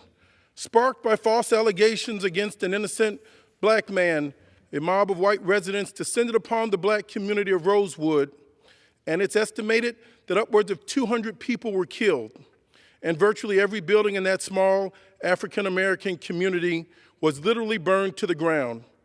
I stand in this well as the representative of the 1st Congressional District of the state of Illinois, a district minority of African-Americans and Hispanics, which by pride and passion, a majority within its soul and sinews feels the traumatic vestiges of Americans' inhumanity towards other Americans. But this is an American history, and it is as American as anything we might say about Concord and Appomattox. In spite of the dark tragedies that are interwoven within our story, what happened in Rosewood 100 years ago is as American as anything that happened at Gettysburg or Ellis Island. It must be repeated to our children lest we deny ourselves all the honesty we need to grow. The gentleman's time has expired. To be a better country. I implore my colleagues to join me in condemning the College Board of Florida for removing the gentleman's AP time has expired.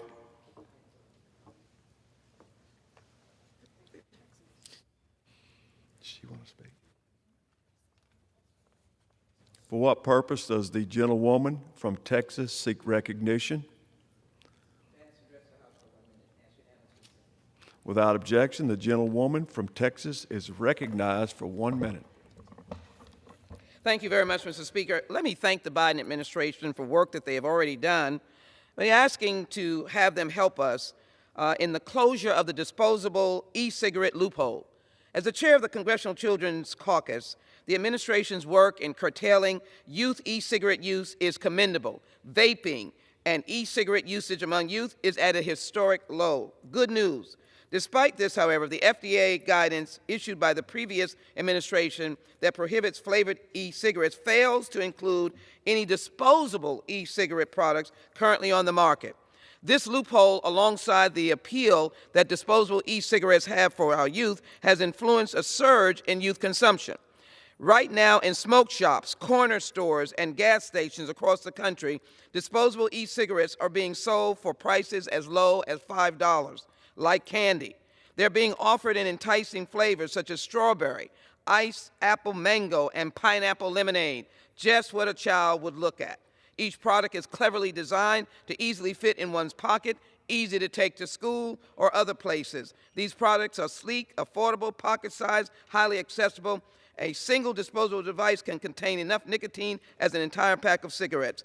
The 2022 National Youth Tobacco Study said these products' usage is up 2,188% since 2019. This is dangerous. Time has Let's expired. get to work. Let's save our children. And let me say, let us celebrate Happy Black History Month as well. I yield back.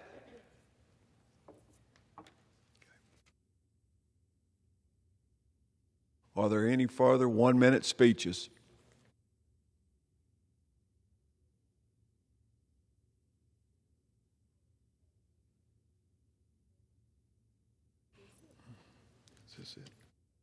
Under the Speaker's announcement policy of January 9, 2023, the gentleman from California, Mr. Kiley, is recognized for 60 minutes as the designee of the Majority Leader.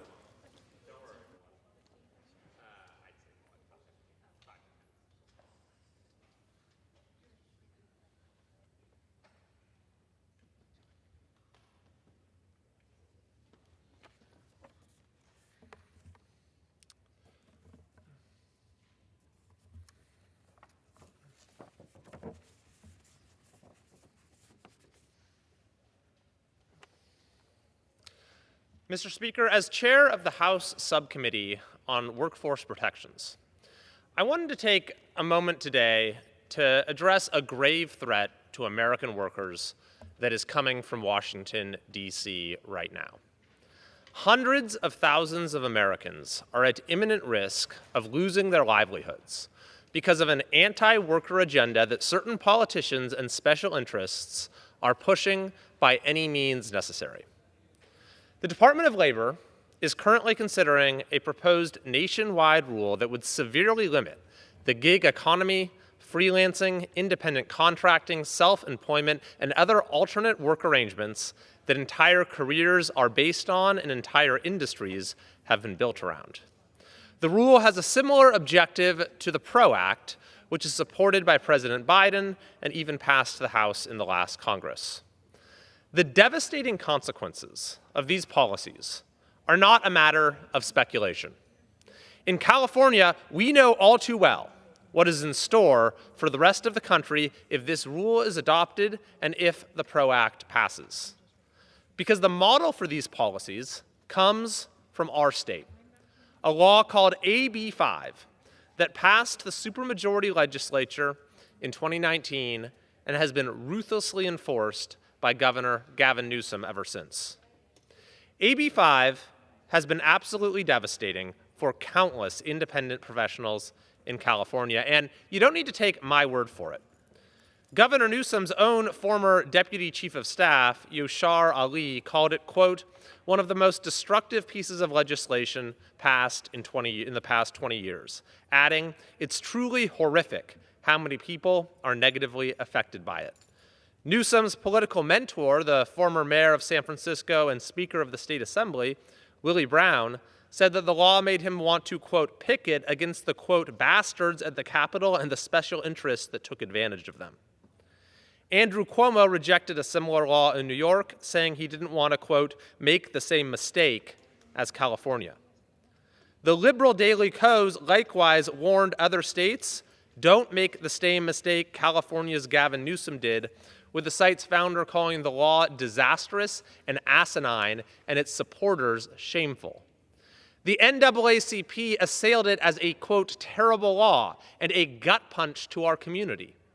The CEO of the Black Chamber of Commerce called it a catastrophe, responsible for, quote, enabling, defending, and propagating systemic racism. 200 PhD economists, including a Nobel laureate, reported the law is doing substantial and avoidable harm to the very people who now have the fewest resources and the worst alternatives available to them. One commentator called it the most malicious and harmful law ever passed in California. So AB 5 effectively bans independent work of any kind, being your own boss. With a single stroke of his pen, Governor Gavin Newsom rendered countless Californians spanning hundreds of professions unable to earn a living in our state. Videographers and caricaturists, transcriptionists and interpreters, technicians and engineers, analysts and consultants, musicians and conductors, artists and dancers, writers and editors, coaches and trainers, teachers and tutors. The list goes on. Many national companies now explicitly disclaim on their applications that they can no longer work with California freelancers. Hardly an industry or trade is unscathed. Most devastated by AB 5 have been our most vulnerable. Seniors, caregivers, students, reformed convicts, single mothers, people with disabilities or health issues or mental health needs, all of whom rely on independent contracting. Many of my own constituents have been ensnared by the law. Right here you see a photo of Ildiko Santana, who is an immigrant, a naturalized citizen who worked as a freelance translator for over 20 years in Loomis. It took decades for her to build up her clientele, and then she had a single law cause her to lose it all. After AB 5 went into effect, not a single one of the over 50 agencies she did business with will hire her unless she incorporates or leaves California. And across the state, thousands of hardworking people are in exactly the same position. Take, for example, Heather Mason, who said, I am a conference producer. I had to move, went to Utah. I can't hire many of our freelance folks back in California either. She said, I'm heartbroken to leave LA. Or Elizabeth Adger, who said, AB 5 is why I had to pack up my very ill husband with stage 4 cancer and autistic son and leave the state. There is no way I can take care of our family and work a, quote, traditional type job. I have always worked for myself and paid my taxes. I was terrified of becoming homeless. Now I'm moving to Florida, where my business is welcome. But here's the thing. That just isn't going to be an option if the PRO Act or this proposed rule from the Department of Labor goes into effect, because this suffering will be taken nationwide. It's estimated that the PRO Act would cost over 350,000 freelance workers their ability to earn a living, and even just the Department of Labor rule in and of itself would cause significant losses. So, unlike state laws, independent business people will have nowhere to turn if these policies go into effect. What is going to happen to folks like Ildiko and Heather and Elizabeth? In fact, Ildiko will be forced to leave the United States and return to her home country in order to make a living. So I am calling on President Biden to see the reality, to see the harm that these policies are causing. I'm calling on President Biden to rescind his proposed rule and to stop supporting the PRO Act, to listen to independent contractors and freelancers whose lives have been upended in California, to have compassion, to stop advocating for policy changes that would inflict this suffering nationwide. Now, as chair of the House Subcommittee on Workforce Protections, I will promise you this. I am going to work in every way possible to defeat the PRO Act. Our committee will fight for workers. There's an agenda out there that is working against workers. We are going to fight for workers, for small businesses, and for economic freedom. And if the proposed Department of Labor rule does take effect, I will immediately act to pass legislation to repeal it. More than that, I will use the gavel of this subcommittee to shine light on the unparalleled damage that has been wrought by AB 5, and I certainly will make sure that the freelancers who have lost everything in California are not forgotten. In a broader sense, AB 5 is truly a case study in the decline of the state of California. We used to be the state where anyone could get ahead. Now we're the state that so many can't wait to leave behind. We're the Golden State, have always served as a beacon of opportunity for well over a century. We've attracted innovators, adventurers. We're a state that's has so many blessings, endowed with an unbelievable natural beauty. And yet somehow we've gotten to the point where California just achieved a historic three-peat, where for the third straight year, we led the nation in one-way U-Haul rentals. In fact, with the recent redistricting, we lost a seat in Congress, and if the lines were redrawn today, reinforcement does, we would lose another seat. And it is precisely because of policies like AB 5. And now, California's governor is saying again and again that our state is a model for the nation. And President Biden has been all too quick to believe him by supporting policies like AB 5 and the PRO Act. But the sad reality is that in many ways, our state is not a model for the nation, but a warning to the nation about what happens when humanist values give way to brute political force. Today, I am urging the President and my colleagues in Congress to heed that warning. Thank you, and I yield back.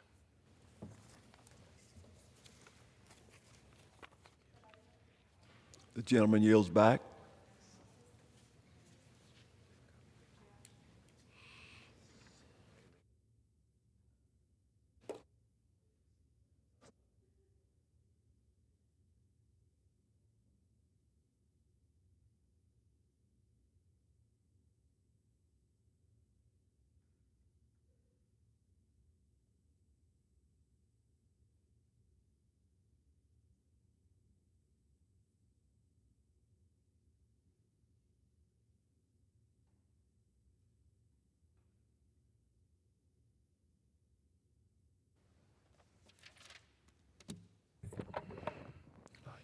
Under the Speaker's announced policy of January 9th, 2023, the Chair recognizes the gentleman from Wisconsin, Mr. Grothman, for 30 minutes. Well, I'm honored to be able to be the last Congressman to speak in this historic State of the Union week here in Congress. There are several comments that have to be made about the State of the Union, because if you were just going to listen to what President Biden had to say, you'd have a very warped and distorted view of what's going on in America today. I think the most harmful thing he said is he one more time talked about the talk and implied that Americans' police force is a racist police force and that it is a stain on America's reputation. That is a lie. It is a lie that has been disproven year after year after year, study after study after study. Nevertheless, President Biden, I think in an effort to scare black Americans into voting for him, claims that we have a horrible racist society in general and a racist police problem in particular.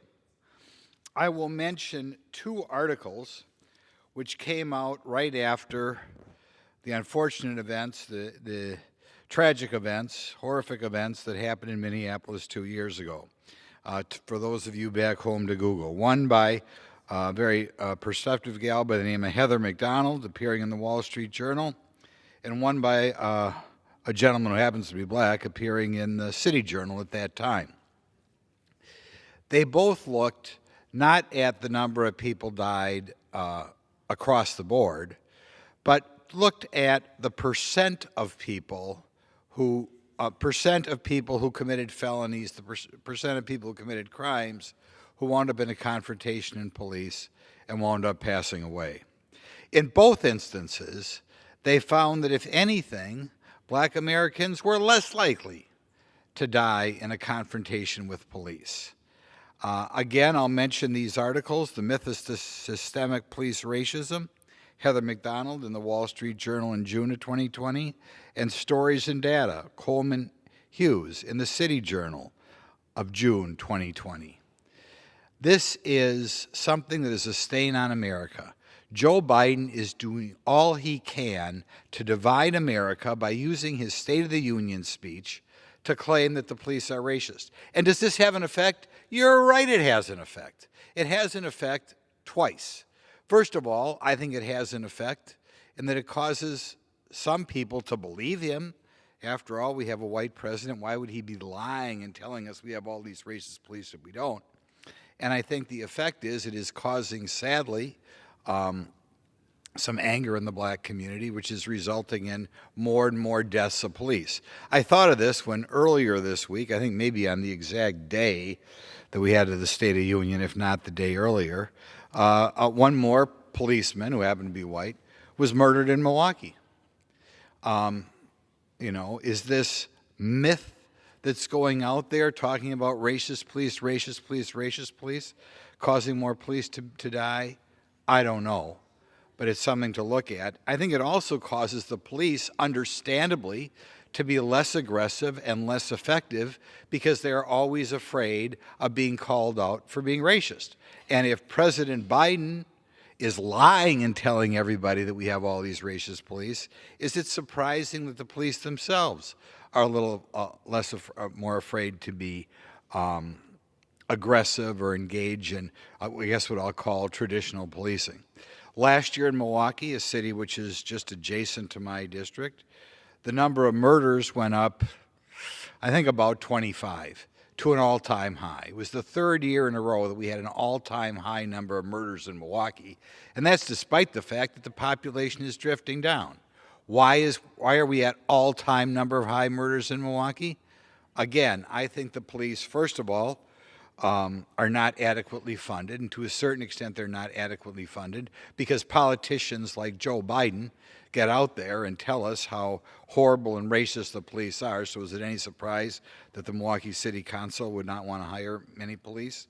And secondly, the Milwaukee police are afraid to go into certain neighborhoods, sometimes high crime neighborhoods, where they're especially used, because they're afraid if they do confront the criminal element, they will get labeled as racist. So rather than worry about, you know, that some cheap politician like Joe Biden is calling them racist over time, why not just stand back, not be aggressive, and not get labeled? In any event, I felt of all the lies that President Biden has, his drumbeat of racism in society in general and racism with regard to police is the most damaging. The next thing that I thought was very scary for the country as a whole, I think probably the biggest crisis that's developed in the last 2 years is a crisis at the border. Admittedly, if you don't live in Arizona, if you don't live in Texas, you might not see the full import of the crisis. But President Biden implied that this is, at best, something that just miraculously happened out of nowhere, and at worst was happening because the Republicans aren't doing enough to help him close the border. I'd like to leave America with some numbers. These are both numbers of December. In December of 2020, a grand total of 21,000 people crossed the border. In December of 22, 2 years into the Biden presidency, 238,000 people crossed the border, an increase of 11 times. This is not something that just happened. This was, well, it was a problem when we had 28,000 people crossing the border under the Trump administration. When it goes up by a factor of 11, it's not because the Republicans aren't negotiating. There are all sorts of things we negotiate whenever we put together the annual budget, and a given number of Republicans vote for it. No, it's because Joe Biden has changed the policy at the border.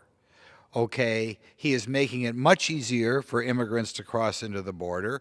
For whatever reason, he wants to apparently change America by entering into people who have received no instruction, no education on our Constitution, on the values that you're supposed to adapt if you're an American citizen.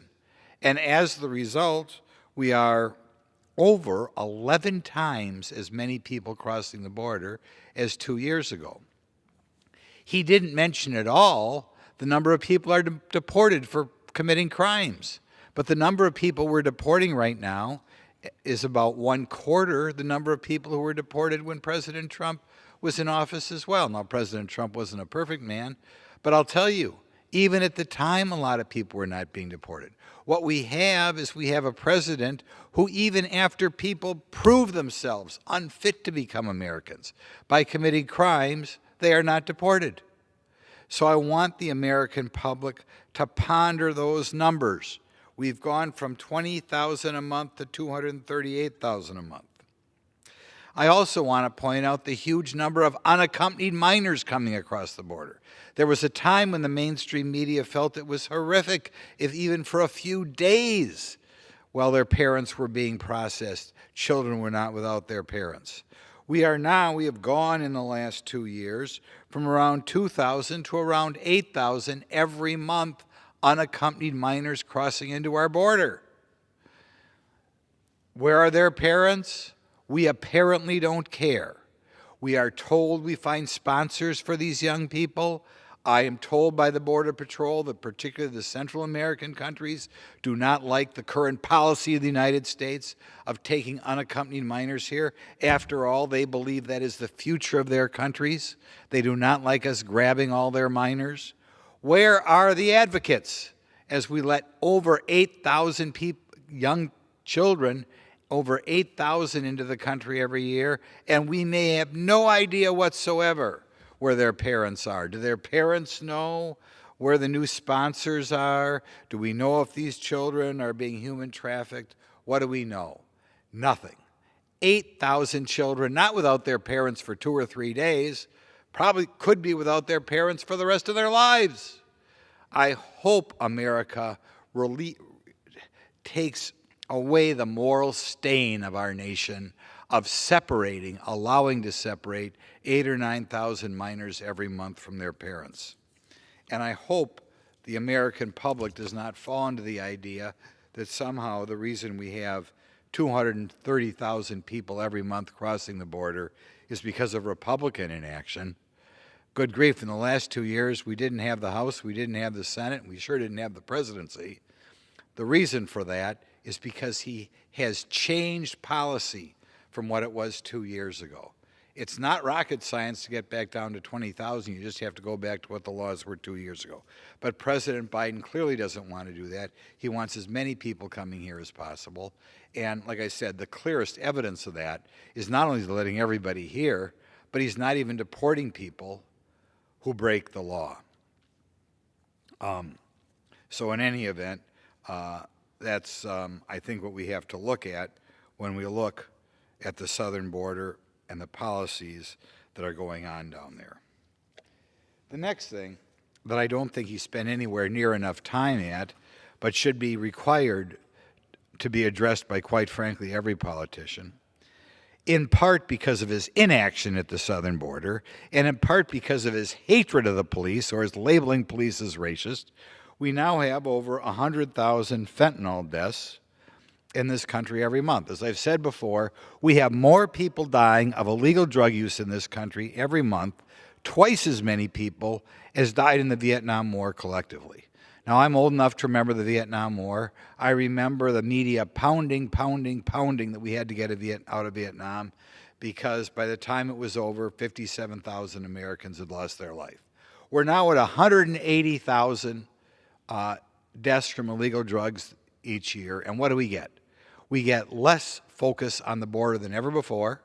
We get attacks on the police for fear of being called racist, and as the result, that number keeps going up and up and up. You know, and when I think of all the parents who've lost children, people who've lost their siblings, people who've lost their parents because of these drug overdoses, frequently people are taking drugs, but they don't know fentanyl is in the drugs. I think, why isn't the government doing anything? To be honest, it kind of stumps me. Why does the Biden administration not care that over 100,000 people are dying? Why doesn't the news media make that a banner headline? Wouldn't you think? You know, you're over 9,000 people dying in this month, every month, of illegal drug overdose. Most of it fentanyl. Press doesn't report about it. I'm a little bit appalled, I'm more than appalled, that that President Biden didn't spend more time talking about the huge drug problems we have in America and the huge number of deaths, rather than focusing on what I would consider in some cases rather minor issues. The final thing to talk about is President Biden mentioned Ukraine. He did not talk about what we're going to do to end that war. And as more people die over there, admittedly not Americans, but as more people die, one would hope that the Western nations, but the United States in particular, who didn't seem that concerned when the war began. After all, it was predicted that next month Russia's going to invade, blah, blah, blah, but President Biden didn't seem to care that the war was starting. Then the war started, and we really haven't made much of an effort to end the war. At the end of every war, unless there's complete victory on one side or the other, usually every side gets something and loses something and has to sell the fact that all these people died for a reason or for a purpose. The United States is not, from what I can see, making an effort to end this war. And again, we are told thousands of soldiers are dying every month. We know Russia is a very powerful country with regard to nuclear weapons, but also tactical nuclear weapons, the ability to shut down electricity, the ability to use hypersonic missiles. Nevertheless, it seems as though the Biden administration would be perfectly happy if this war were going on another 2 years from now. And that's just intolerable. Like I said, it's a human disaster for Russia and Ukraine, and the possibility that this war will bleed into the United States, or even more likely bleed into Poland, bleed into Germany, is something that should concern us all. But for whatever motivation, and one can only guess at motivations, this is where conspiracy theories come in, the powers that be in the United States, the one world government types, they don't seem to be bothered by this war at all. And it's something that demands more speculation.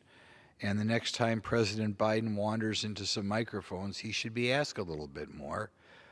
Do you have a plan for wrapping this up? Which it appears to me right now is, no, he does not. So there are a few issues that I think we should have spent more time on addressing, or President Biden should have spent more time on addressing. And I hope, just because it's not at the State of the Union, doesn't mean he can't give speeches. He runs around the country. I would first of all hope, I would call upon President Biden to apologize for the police of the country and admit that the studies that are out here in the Wall Street Journal, the City Journal, are accurate, and the police are not racist. Please, President Biden, stop lying to the American public and tell the American public black people are not disproportionately being harmed by the police. I hope President Biden does something on the border. Above all, he's got to change his policy and send more people back to Mexico, although more Border Patrol agents wouldn't hurt. If he cared about drugs, more drug-sniffing dogs wouldn't hurt. But please, President Biden, pay a little attention to what's going on the border before we lose this country. I ask you to spend a little time seriously focusing on the fentanyl crisis. We should not be losing over 100,000 citizens every month. And please, I realize we can't do it, but you can allow Israel or Turkey or France, push them a little bit to work towards some sort of final agreement with Russia. I think it's obvious Russia probably regrets invading Ukraine, given the huge number of people that they've had die. I can't help but think Ukraine, being the smaller country, the number of people die is a bigger proportion of their population. Plus, I believe they've had tens of millions, or at least we claim, a significant number of civilians die in the war. I think economically it's going to take both Russia and in particular Ukraine quite a while to recover from this, and it would be nice if President Biden displayed a little bit of humanity. He didn't try to stop the war right before it started. His intelligence agencies predicted it. There were things he could have done. He didn't do them. But I wish now he'd step forward and display a little humanity there.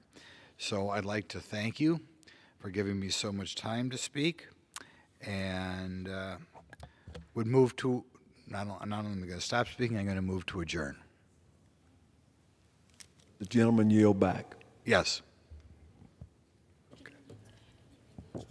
Members are reminded to refrain from engaging in personalities towards the president and to direct their remarks to the chair and not a perceived viewing audience.